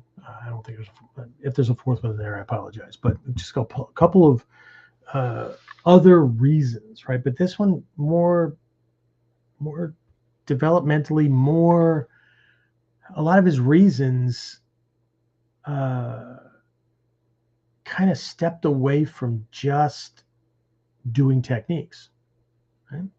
So a lot of all 3 of the things that I had there was misunderstanding and people getting hurt. I mean, that's all around the actual physical practice. But you'll see that he seems a slick guy, right? When I say was, not teaching so much anymore. Although I just saw something that somebody had posted that I need to share on our online Ninjutsu training page, and I'll probably send it out as an email as well. A letter of sorts that Hatsumi Sensei just penned on his birthday for the Bujinkan, because he's still communicating, right? He's still the head of the Bujinkan, even though he's not teaching. So he's not teaching Taiden. How about that? He's not conveying things via body to body kind of things. Okay. So you'll see that some of these are in areas where people don't want to go because they don't want to have to think about Hatsumi Sensei doing things that they've condemned others for, right? Because the purists have their thing, but again, either they missed the early books that Hatsumi Sensei put out, or they jumped on somewhere else, or based on their own beliefs and filtering system, they only processed the things they wanted to hear. Like, for instance, there was a period where, whether it was in Black Belt magazine or whatever, Hatsumi Sensei would talk about the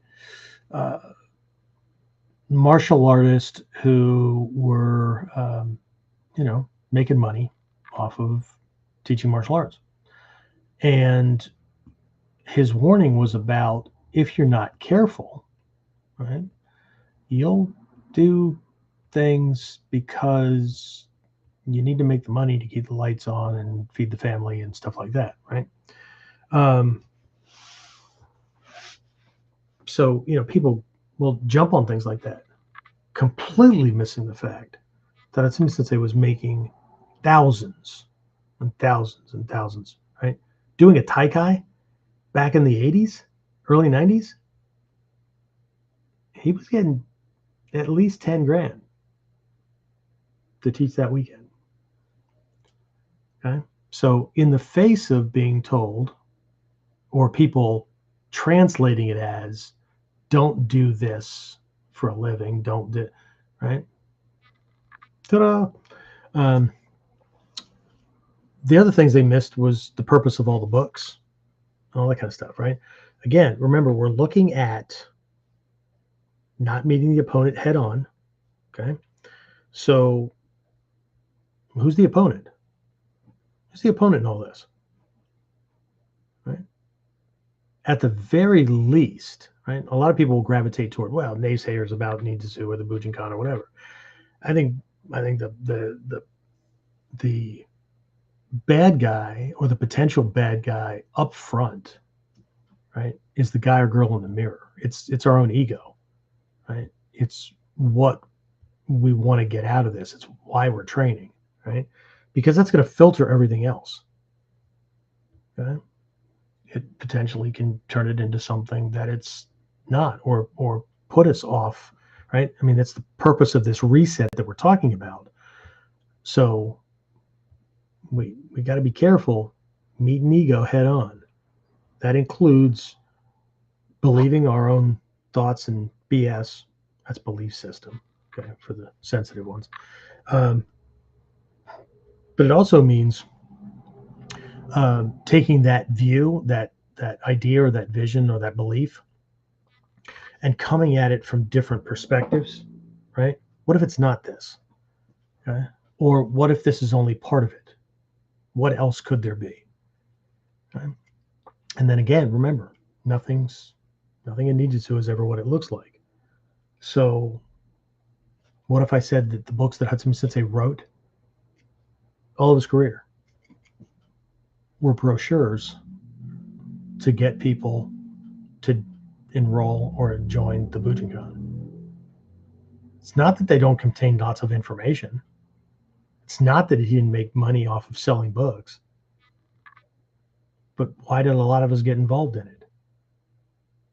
Read a book, him or Hayes or whatever, or we saw a video or whatever, right? How did we get exposed to it? That, my friends, is called marketing. That, my friends, will make some people's skin crawl because they have an aversion to that.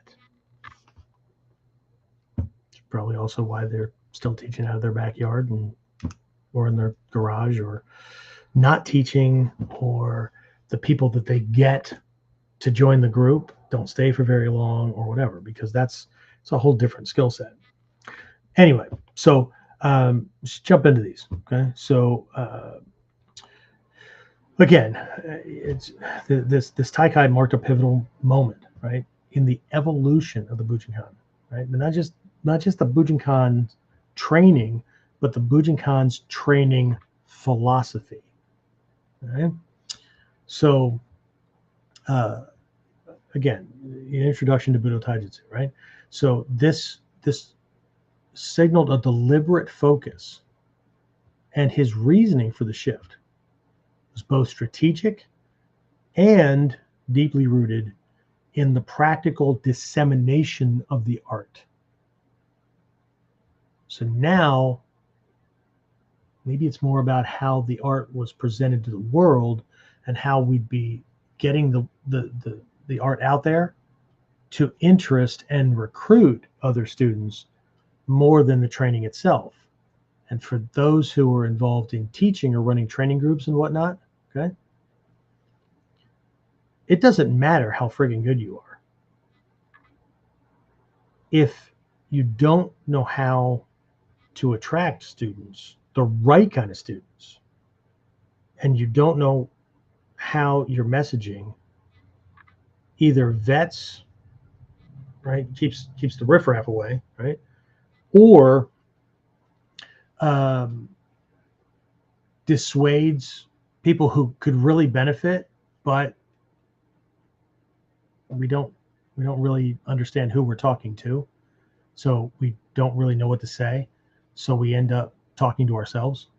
I know my brochures and flyers were that way for a long time, loaded with Japanese and who the teacher was and who their teacher was, and the names of all these arts and stuff like that, that the average, I'm going to speak for myself and maybe my British friends and Australian friends can relate as well, but most people in my realm, like geographical realm, can barely speak their frickin' mother tongue. And I'm going to throw a shit ton of Japanese at them. That's going to drop their comprehension to less than 10%, because that's what happens when we're reading. We hit a word that we don't know, right? And I'm speaking all about me or the art or why it's cool from my perspective. And I forget why I came to the art, or I don't really give any thought to the different reasons that somebody might come to the art. Okay.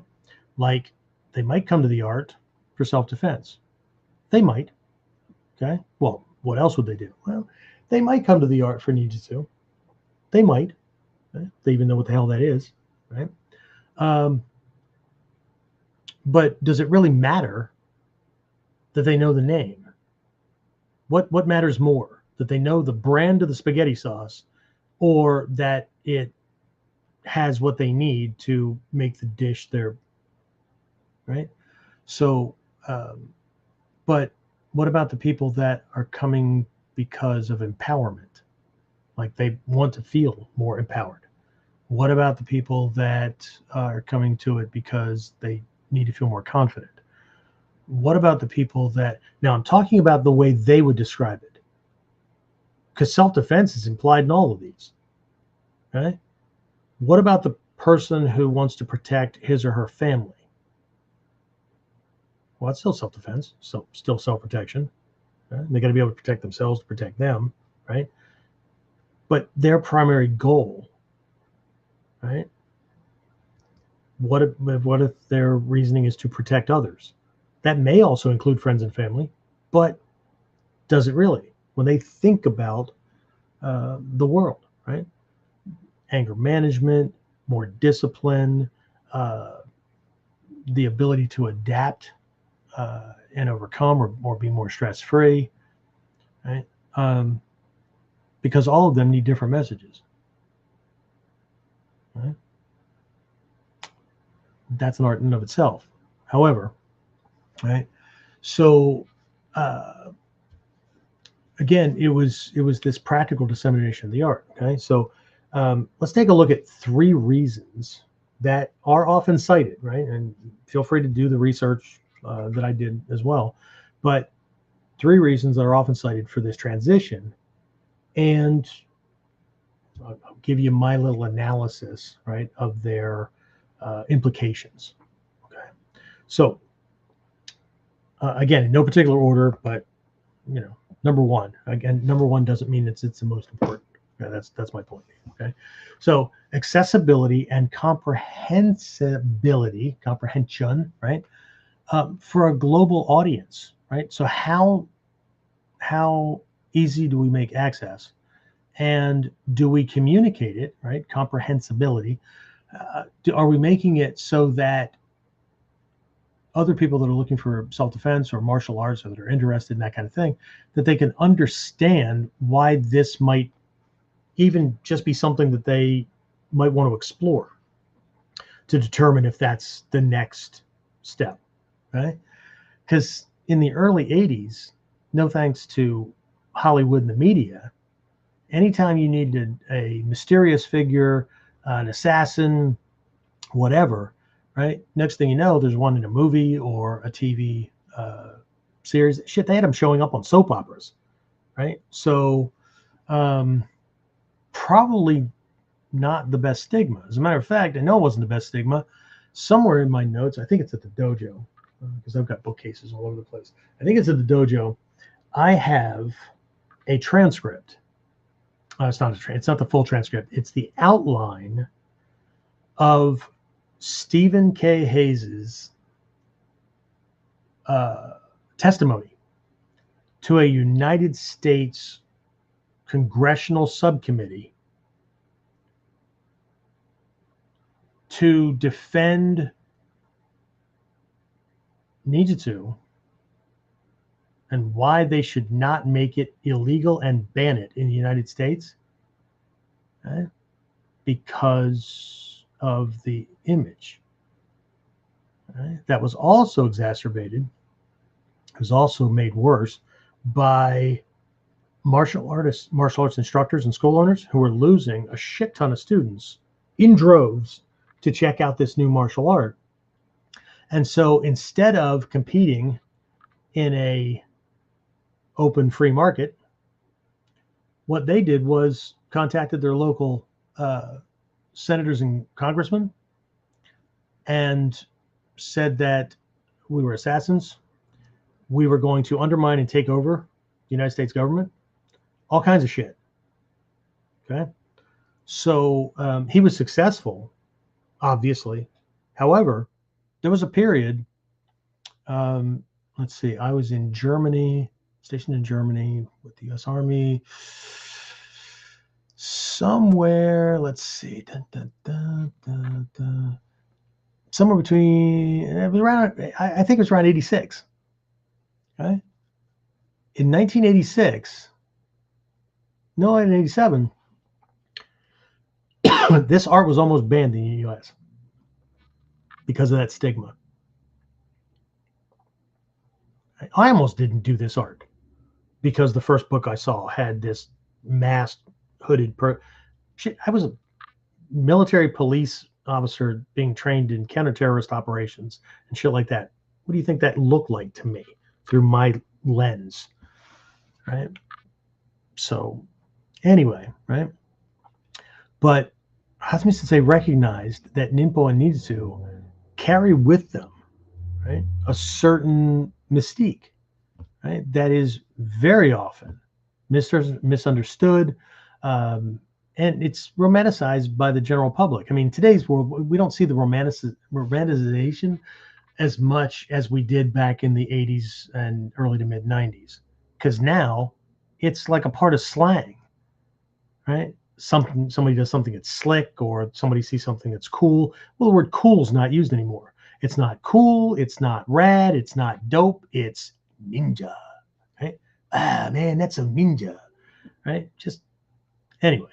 So it is what it is, right? But back then, again, they needed a mysterious character. They needed, whatever, right? Throw it in a friggin' movie, right? All the books, all the magazines, right? Had people that were making shit up and ending up in like Ninja Magazine and whatever, right? So again, these aspects of the art, right? A lot of them deeply tied to stealth, deception, esoteric practices. These can be difficult, right, for newcomers, especially Westerners, to get their head wrapped around, right, to even begin to appreciate without some kind of significant foundational training. Right? I can't tell you the number of times I've been in like temples in Japan, Mikyo temples or whatever, where a tourist is standing there looking at a mandala and like coming at this thing from a flat out Western Judeo-Christian perspective, no knowledge or whatever. And what you hear them saying is, Jesus, with all these, how do you know which Buddha to pray to? Right? That the really enlightened monks know that they don't have a couple of years, let alone a couple of weeks or months to explain this to this person who it's probably just idle curiosity. Right? I was at, where the hell was I? I was in Nagano, and we were at, oh shit, I can't remember the name of the temple. Either way, we're at this temple, and I was in just a general area, and I'm checking things out, and these monks are kind of wandering around and whatnot, and there were these two women, and they were looking at one of these mandala, and a monk comes up and, can I help you? You have any questions? And that's exactly what she asked, right? With all of these Buddhas, how do you know which one to pray to? And he just smiled and he just nodded and he said, oh, just pick one. Well, I mean, that's not true. However, right? How are you going to take the time to overcome probably years of early childhood to adult religious education that says that this is equivalent to, right? And, from people who had no idea that this was psychology long before Freud and Nietzsche were glimmers in their mom's eye or dad's eye, right? That this is psychology, and this is energy, and this was the way they conveyed science and interpersonal relationships and all those kind of connections, right, to make things happen.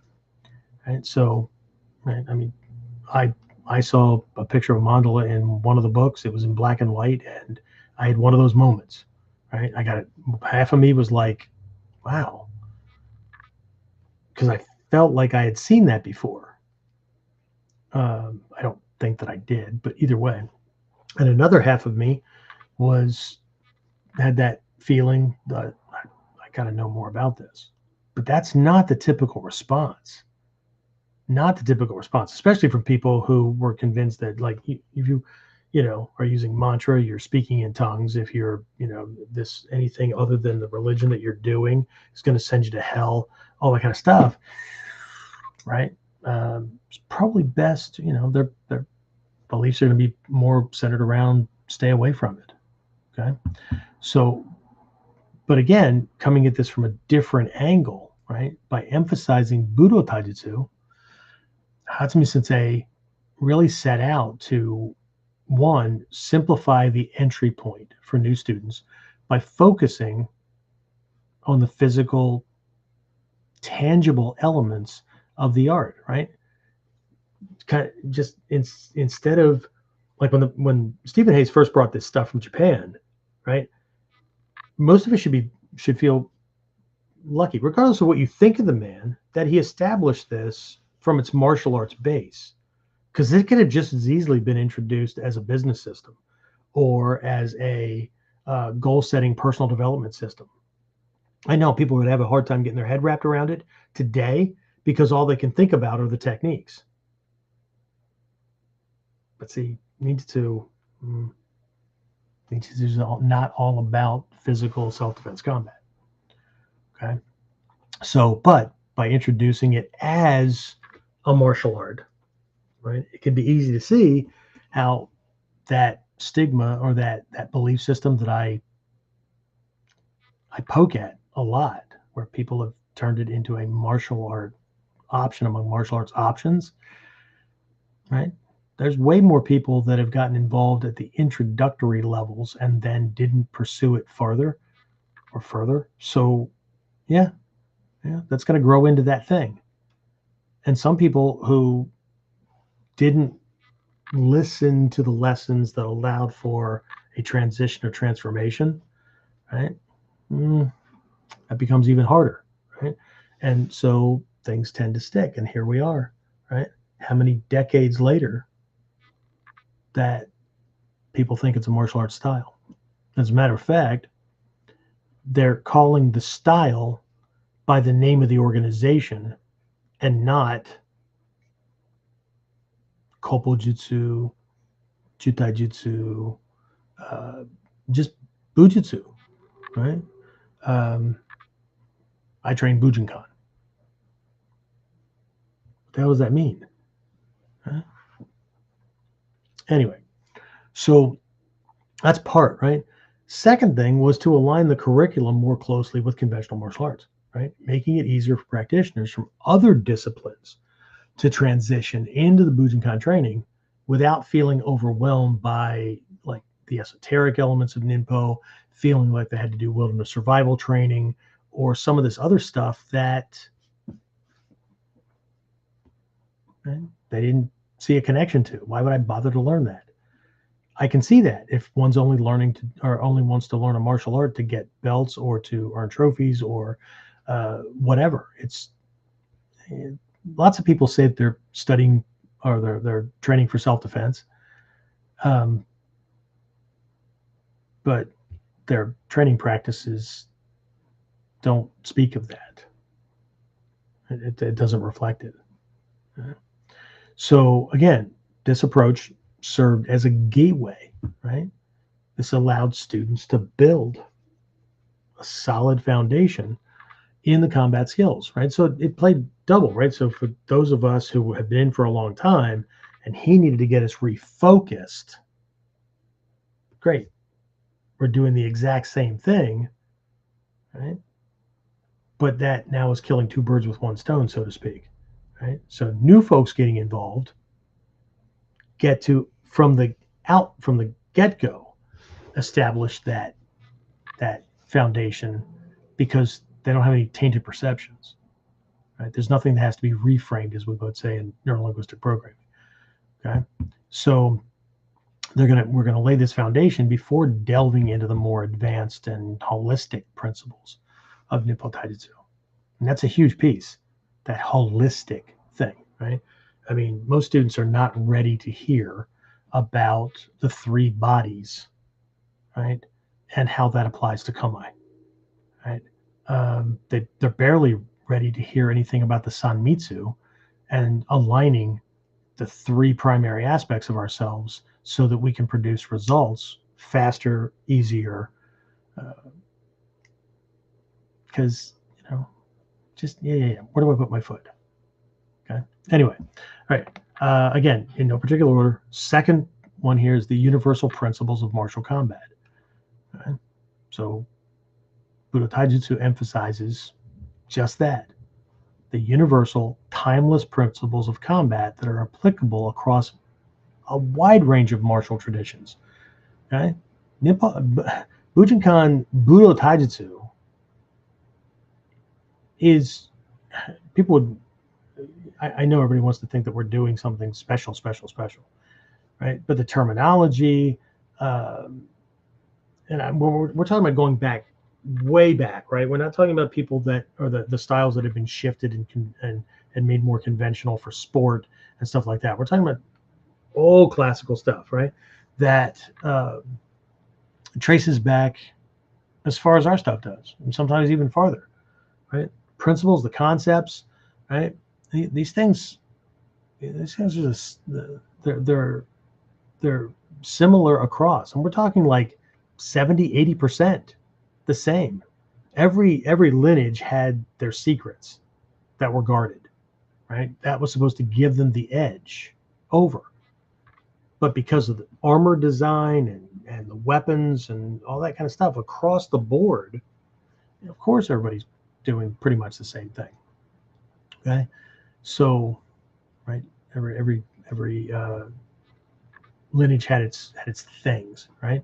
So again, this shift really kind of highlighted, one, the effectiveness of the fundamental techniques in real world combat scenarios. That's taking care of self-defense people, right? And regardless of whether they want to learn self-defense or not, or it's about belts or whatever, okay, we're not doing bullshit, right? Or we're not doing stuff that's really designed for the paradigm of a sport arena or a ring where there's rules and whatever. It's about Budo. It's about surviving and not dying. Okay, recognizing that the attacker can do anything. I'm not going to follow the rules, right? And it also highlighted the importance of, again, shared martial principles. Okay, balance, timing, distance, leverage, which form the core of most martial arts. Okay, again, remember, some of us were taking time off of Ninjutsu to learn these things. Other people, this is classical martial arts. Okay?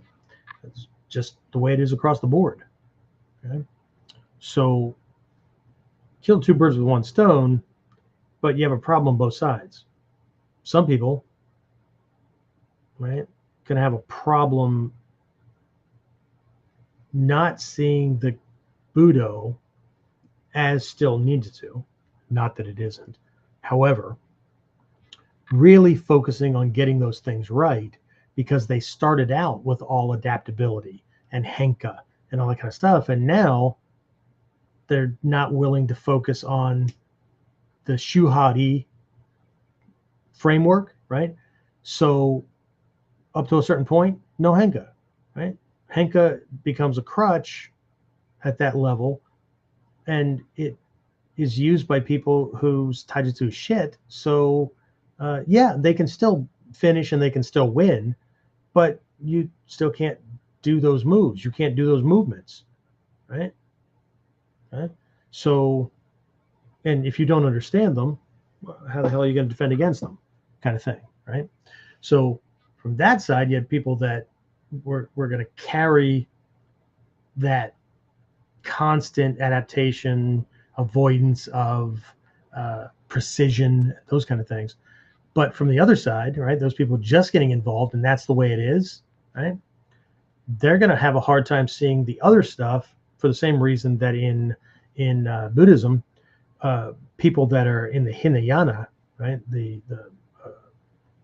lesser vehicle, the Theravada, the old school of the elders or whatnot, right, all the base stuff, right, all the core lessons, right, they look at Mikyo and go, that's not Buddhism, not even close. Okay? Mikyo looks back and goes, well, everything that we're doing points back to that and gets us to that realization faster, but doesn't work in both directions. And this is important because this is that crux in Ninpo and Budo. Okay? The progression doesn't work in both directions.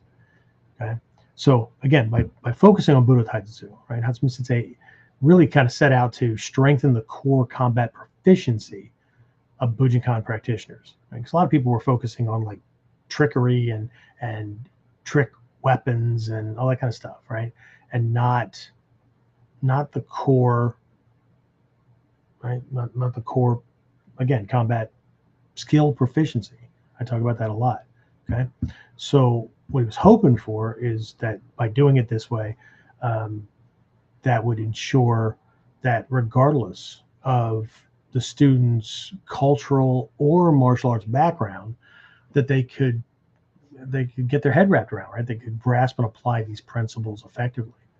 Okay, and then the third one was supposed to be a gradual introduction to esoteric practices. Right?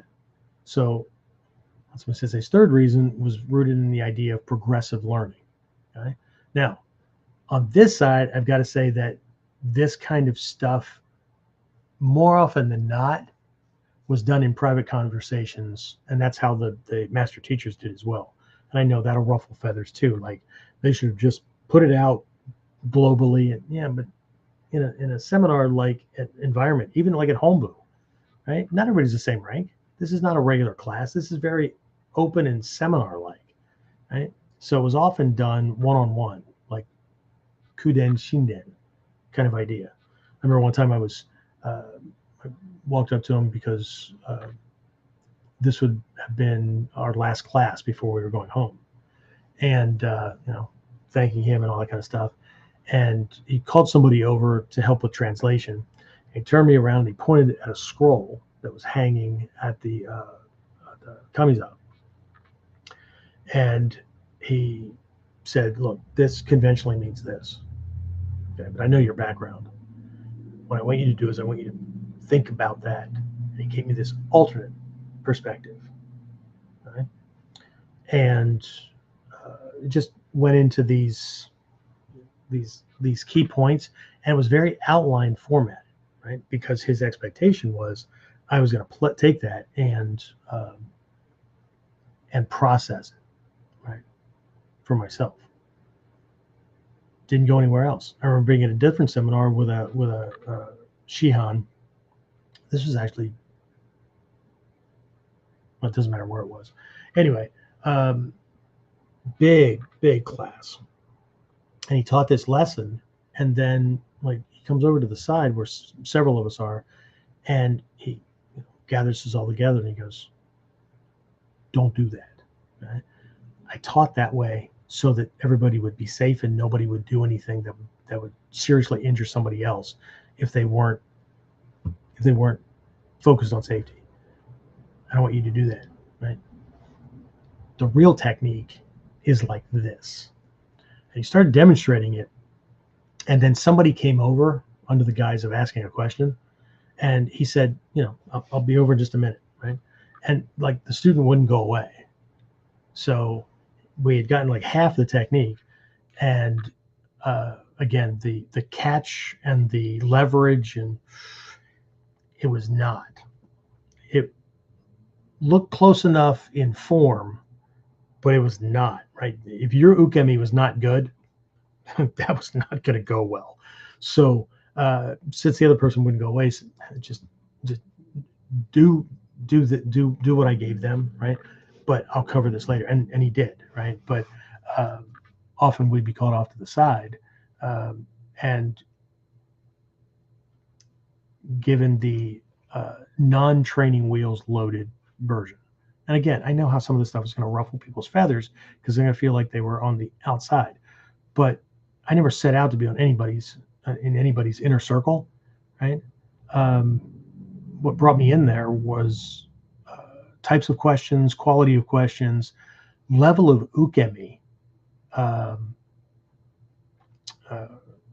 stuff that nobody else likes, and resilience. I mean, first set out to be unbreakable. I mean, They can't break it. That's how Takuma Sensei was trained. So anyway, again, Hasumi Sensei understood that Ninpo-Taijutsu's deeper elements, right? We're talking about training in psychology, emotional and spiritual resilience, right? These kind of things, right?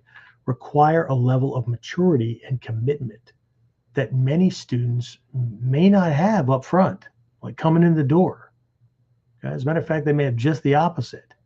Like, stop talking, tell me where to put my foot. I'm not here for you to give me some kind of psychological ninja double talk BS, which we see that all the time online, right, James? So, just, or, hypersensitivity, because I've had everybody from parents to actual adult students, because I have mandala in my dojo. I have, and they'll come up and go, "You're not going to try to convert me or my kid into being a Buddhist, are you?" No. Huh? I mean, inside, I'm not here to convert you to be anything. Inside, the thoughts are not about conversion. It's about, we vet people before they get into certain levels. That's why I have different programs at my school that have different levels of, I'm going to use the word commitment, but there's different levels of understanding as well. Okay. To be in my Shinobi Kai program, there's a very, very clear understanding. I'm not walking on eggshells. If this particular lesson came from Buddhism, if that one came from Shinto, if this one came, I'm not walking on eggshells. If you're not open, and like there's a application and there's a questionnaire, right? Check off any of these that would be a sensitive topic for you, right? I'm not walking on eggshells in class. My job is to pass on these lessons as passed on to me. I'm not filtering this because somebody does. There was a guy, there was a Catholic priest, new Catholic priest, that came to my dojo one time and had a stipulation before he joined, right? Do you always burn incense? Yes, we always burn incense. In Japan, it represents purification. Oh, and Catholicism as well. But when I'm in class, could I ask you to not do that? No, sir. But you're going to lose a student. I don't have one yet, so I can't lose them. But if your stipulation is that I have to change everything, or I have to change something for everyone so that you'll train, no, sir. Doesn't work that way. Okay? Doesn't work that way in my realm culturally either. Okay? So, doesn't make me not nice. Makes me authentic and makes me grounded in truth. So I don't have a problem with,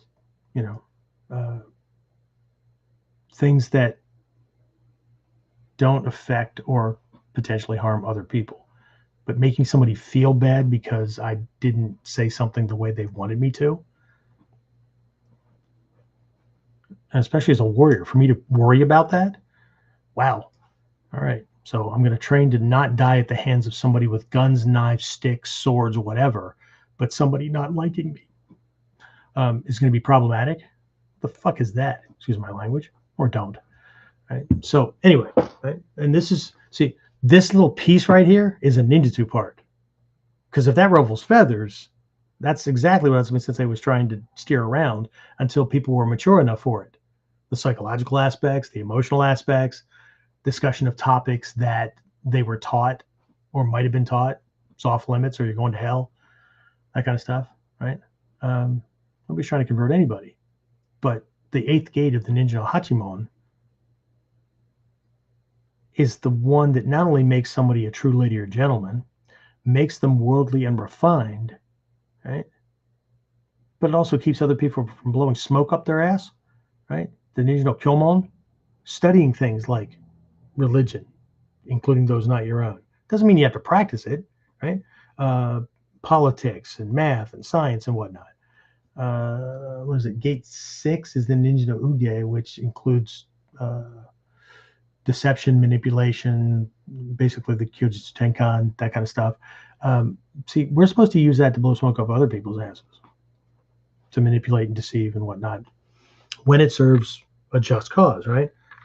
But if we're just as easily manipulated, and especially if we don't want to look at certain things, so basically what we're saying to somebody when we tell them to not say something, don't describe it that way, I don't like how that is said or whatever, what we're saying is lie to me,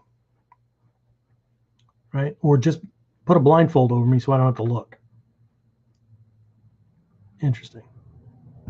So anyway, again, the focus on Budo Taijutsu provided, one, a stepping stone for students to develop the necessary physical and mental discipline. Two, a way to introduce the philosophy and strategy, right, of Ninpo-Taijutsu gradually, right, making sure that students could internalize its deeper lessons over time. And teachers, are paying attention.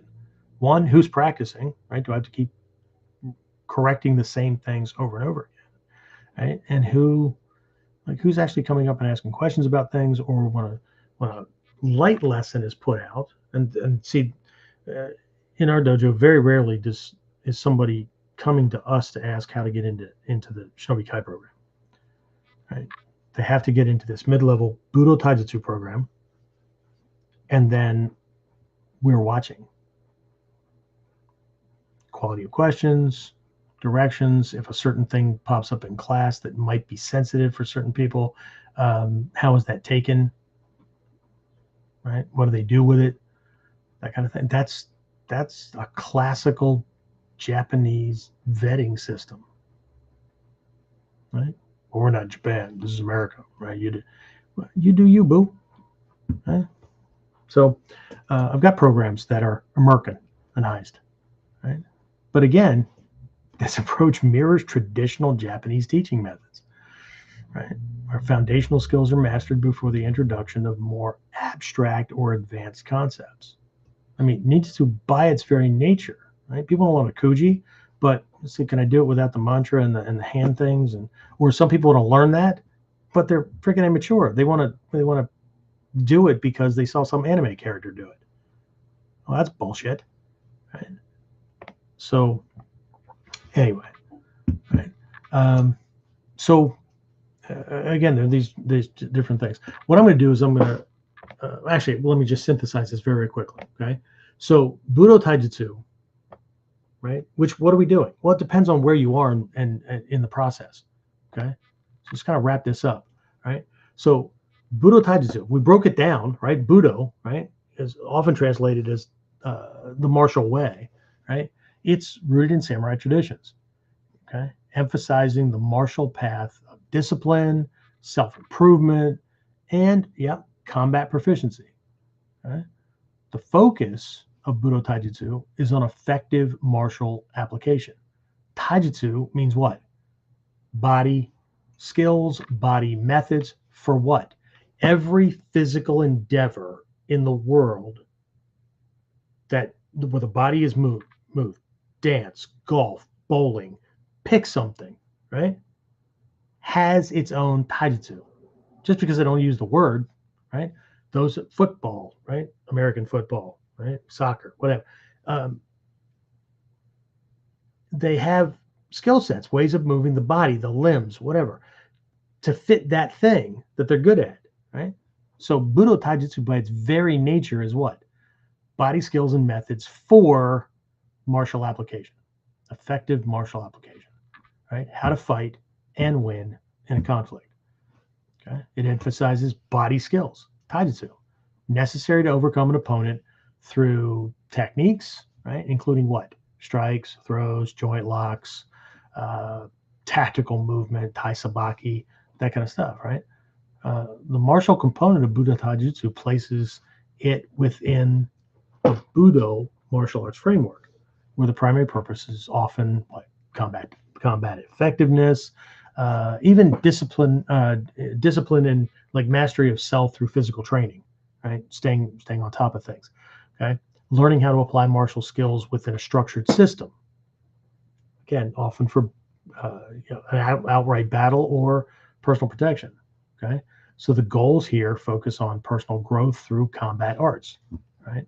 With an emphasis on practical physical skill development. Okay, that's pretty simple, pretty cut and dry, right? But Ninpo-Taijutsu, right? I cover this all the way back to that Ninja no Hachimon program.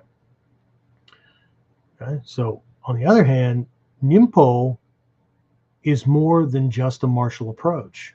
Remember what I said when Heizan brought this stuff from Japan, people should feel pretty freaking lucky that it was presented as a martial art.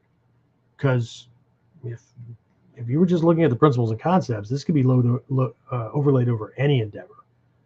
Okay, this is a philosophical and strategic life path that encompasses, right? That includes not just combat, but survival, adaptability, right? A way of living in alignment with deeper principles. Right?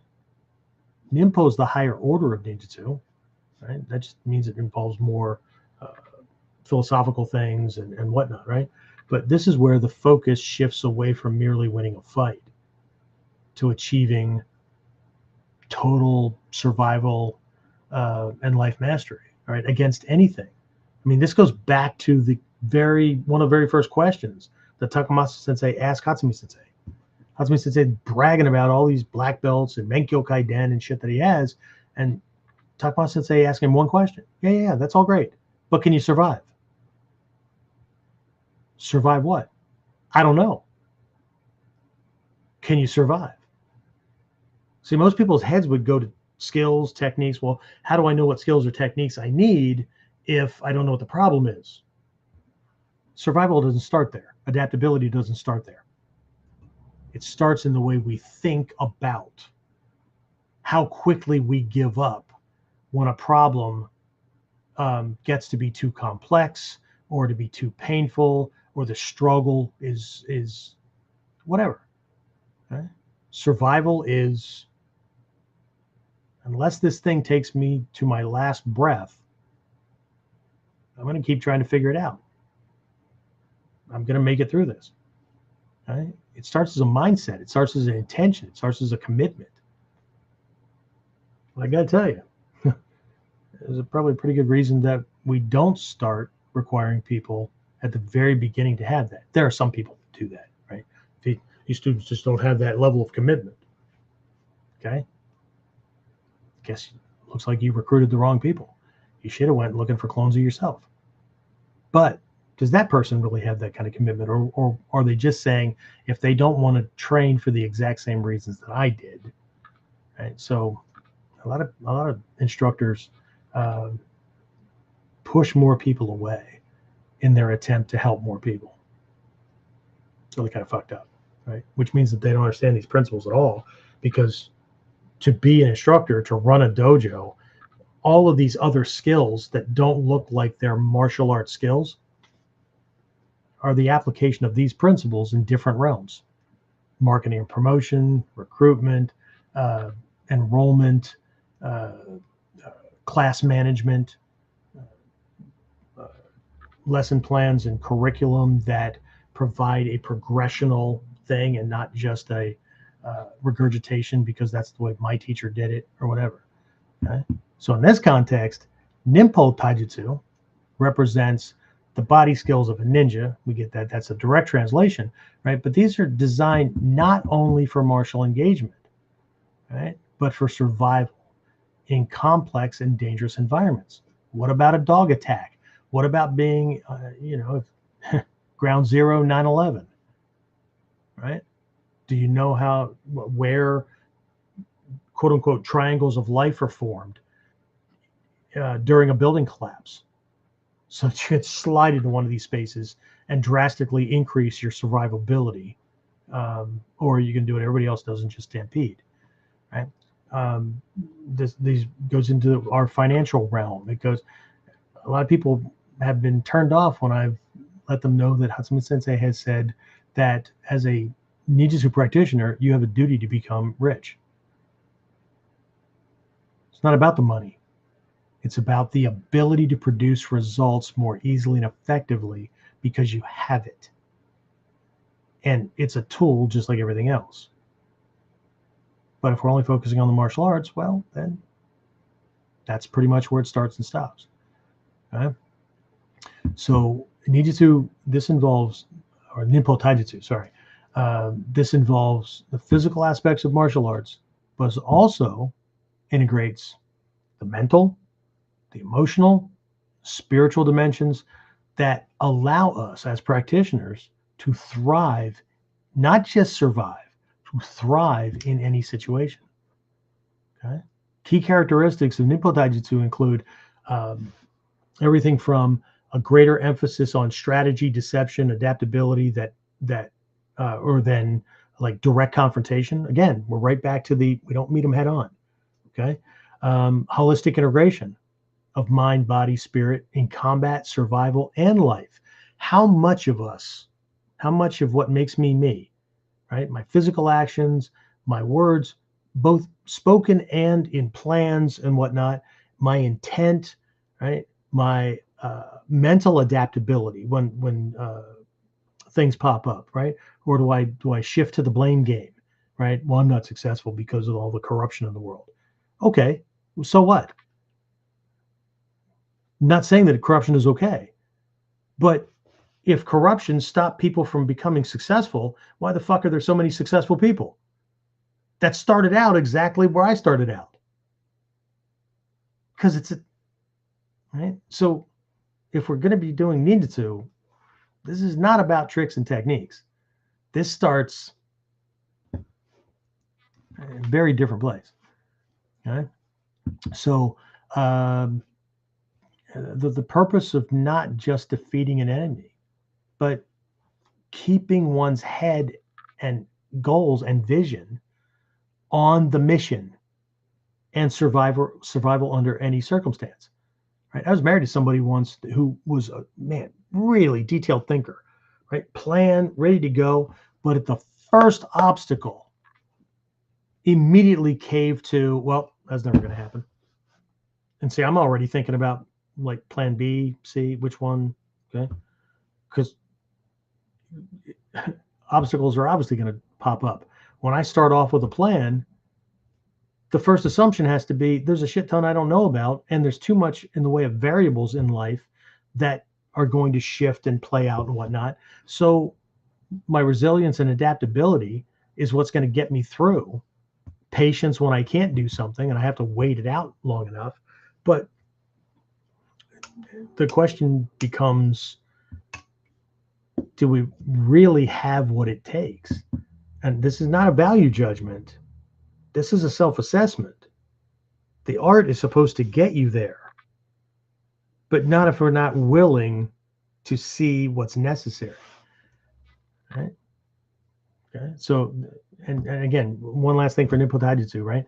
It also includes a focus on stealth, on evasion, on manipulation of the environment, right?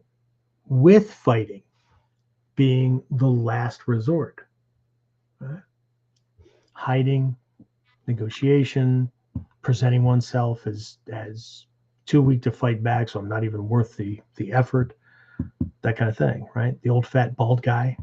Right? There are all kinds of slander in my direction, but nobody shows up at the dojo. Okay? So I don't care why, right? They're right.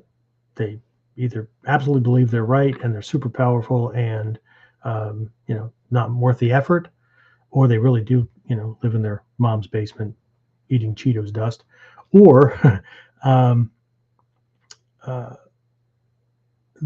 it's easy to be tough anonymously, right? As opposed to maybe finding out if the old fat bald guy knows anything.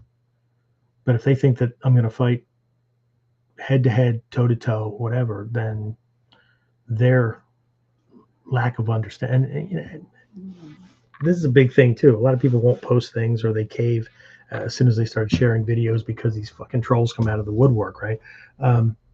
But if they understood what they were looking at, or if they were trying to understand something at a higher level, they all wouldn't say the same thing.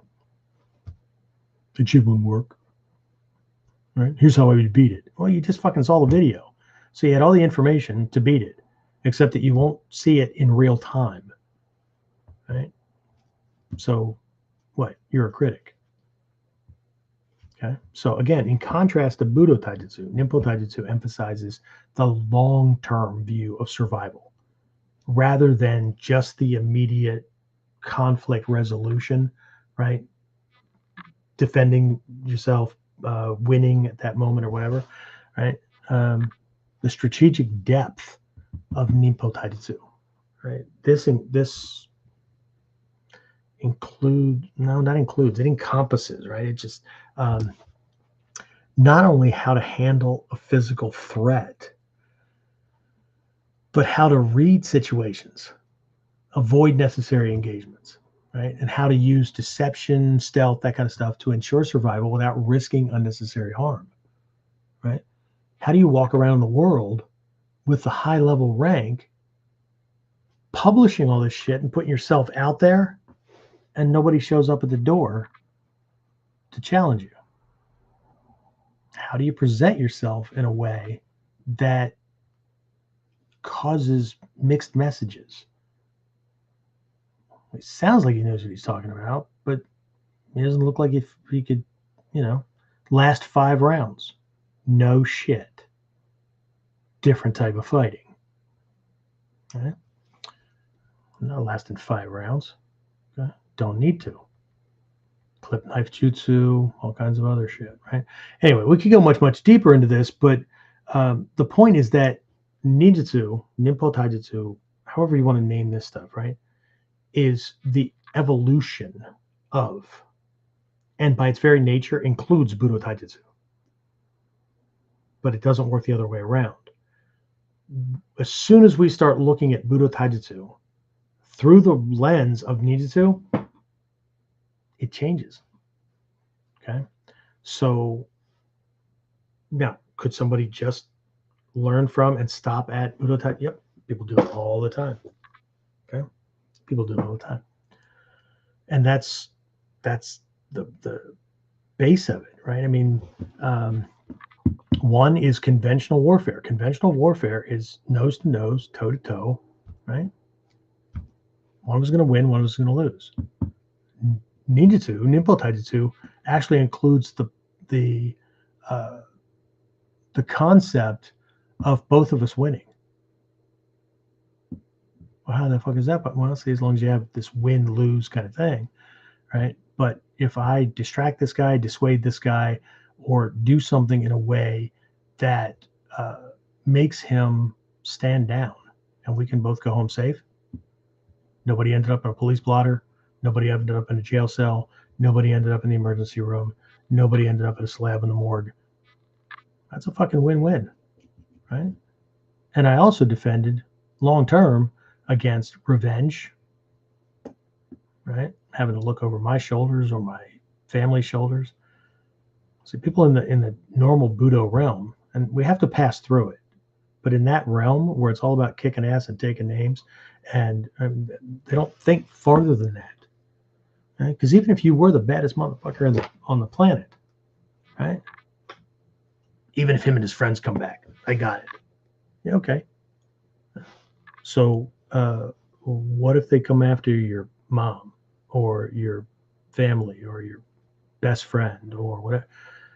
You may be good at looking over your own shoulder, but can you look at? So there are some things that you're going to have to come at very, very differently, and that's ninjutsu, right? My big joke, which is not a joke, about a lot of these shows that used to be on, like Ninja fought a Spartan and whatever, right? Who would win?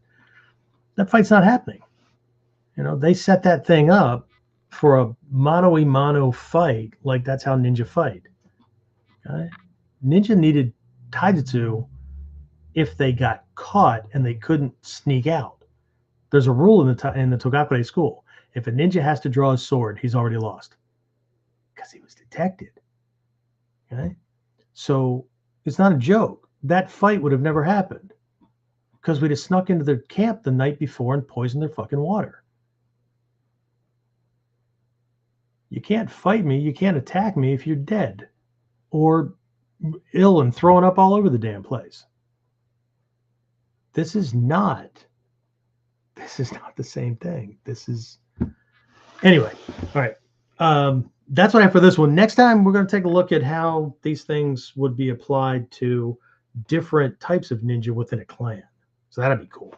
But remember, please remember, this week there is no Whiteboard Wednesday. I know. But maybe I'll send out an email that has a link in it, and you can watch that. Which means also no Friday virtual class. But I will be spending some time chopping a bunch of these things up because who's got 3 hours to stay? Well, some of you guys do, to stay on with these things. But chop it up a little bit and making it a little bit easier for folks, I think.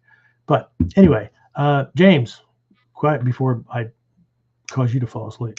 Questions, comments, complaints? Not from you, from everybody else. I already have your list. Let me look here. Chat was actually pretty busy. They were chatting with each other. Oh, cool. Yeah, just ignore the teacher. No, it's all good. Dave said the life path aspect is what I enjoy the most. And Greg said, yes, I agree. You live every day, not fight every day. The art is for living. But we face challenges every day, right? They're just not blades. Yep. Okay. Damn neighbor keeps like messing around with my property and attaching shit to my back fence. And we've got cameras like all around my house. My house is a freaking fortress. But that wasn't me. Sounds like I'm back in my either my cop days or my private investigator days and stuff. We catch somebody right there on video, right? Look right at you and go, that wasn't me. Great. Well, that wasn't me. It's going to jail. So how do you spell that? Anyway, is that it? That's all we have? Jeffrey jumped in last minute, said good evening. Yeah. Awesome. Hi, Jeffrey. Okay, so we'll also have going out here, got some stuff. I'm not a big sales kind of person. We'll probably have something for Black Friday for my local folks, but Cyber Monday, since that's where all of our distance programs are, maybe be on for that. But I may just run a like if you sign up for Daikomyo-sai on one of those days, there's a huge discount or something like that. I don't know, but hopefully folks will be in for this one because I love the Togakure stuff, and it's not just for the stealth and those kind of things, because this and the depth and breadth of stuff that's in that single lineage, and the amount and type of effects that it has had on every other lineage. I mean, it's worked its way back and forth too. Like the Taijutsu in the Togakure school is based on the Taijutsu in the Gyoko and Kotoryu. It's kind of a synthesis. But everybody wants to okay, this is Koto, this is Gyoko, this is Takagi Yoshin, whatever. But they forget that they all ended up influencing each other, right? And as soon as a lineage came into this grouping that was passed on to Takamatsu, right? And even just there were 3 avenues, right? 3 teachers that Takamatsu Sensei had, but as he got them, right, his root was Togakure. You got that? His grandfather, I think. I always confuse the grandfather and the uncle, but either way, it automatically got processed through this lens. So yes, we could do those things as they are, if you could even trust how they're written now, because even as Hatsumi Sensei's teaching Budo Taijutsu, there's a lot of shit hidden in there. A lot. Right? So anyway, that's what I have for this one. James, anything else last minute before we wrap this up? Jeffrey just confirmed he'll be at Daikyomusai virtually. He's already got Virtually. his video scheduled off, and he's looking Awesome. for Very cool. Very cool. Awesome. Okay. So, yeah, we'll have a good time. I don't know if I have anybody in the breakout session. We'll see who my breakout instructors are. The last time we did a bunch of these skills, 2006 maybe. I think it was a spring or a fall camp, and the theme was tricks of the trade. And during that one, I taught people. I have a given recipe for Mitsubishi, the blinding powder. So I taught them how to make that. That was fun because like once it goes together, you can't disturb it very much because it'll affect, if nothing else, your nose. And then I taught them how to load, empty and load eggs. And then we went out in the field and did a whole session on Taijutsu with Mitsubishi. And we had to break the stigma of throwing all of it at one time. Why would you do that? You only need to divvy out a little bit because I've seen it in magazines and I've seen it in videos. Yeah, that was for theatric or dramatic effect. Okay. And then everybody forgets that after it all runs out, they forget their hand because your hand's coated in the shit. Right. So against multiple attackers, cool stuff. Right. I think we also taught them how to make blowguns out of paper, Post-it notes, tape, and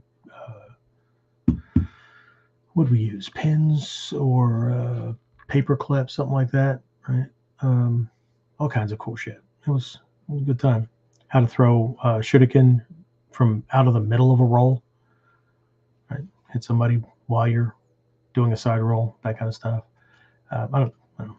This time I'm going to focus more on weapons, but because all the stuff in the Togakure school, like if you're looking at Shuko, okay, that block of stuff in the scrolls is not titled Shuko. It's titled Ukemigata. Ukemi, receiving body, not necessarily break falls, that kind of stuff, right? So the Shuko just happened to be an implement because once you get below a certain length of weapon, it's just considered Taijutsu. It's just considered, right? That's what they call it in modern parlance, James, in self-defense world, when you have a small weapon or whatever, force magnifier, force amplifier, something like that. Is that what they call it? Yeah, force multiplier. Yeah, there you go, force multiplier. Yeah, So it's all good. All right, guys. Hopefully I'll see you. If not, we'll get the dates out for spring and fall camp of 25. Got some other cool stuff coming. So anyway, thanks for being a part of this. I appreciate it. We only got a couple more episodes before the year runs out. So, all right, let's keep going. Right. So that's it. James, thank you very much again for helping. I appreciate it. Couldn't do half of this stuff without you. That's it. So until next time, sorry, I'm trying to navigate a new system here. So I'll see you guys next time on KUDEN. Get more of KUDEN Radio, subscribe through your favorite podcasting site, or join our clan of serious modern warriors at onlineninjaacademy.com.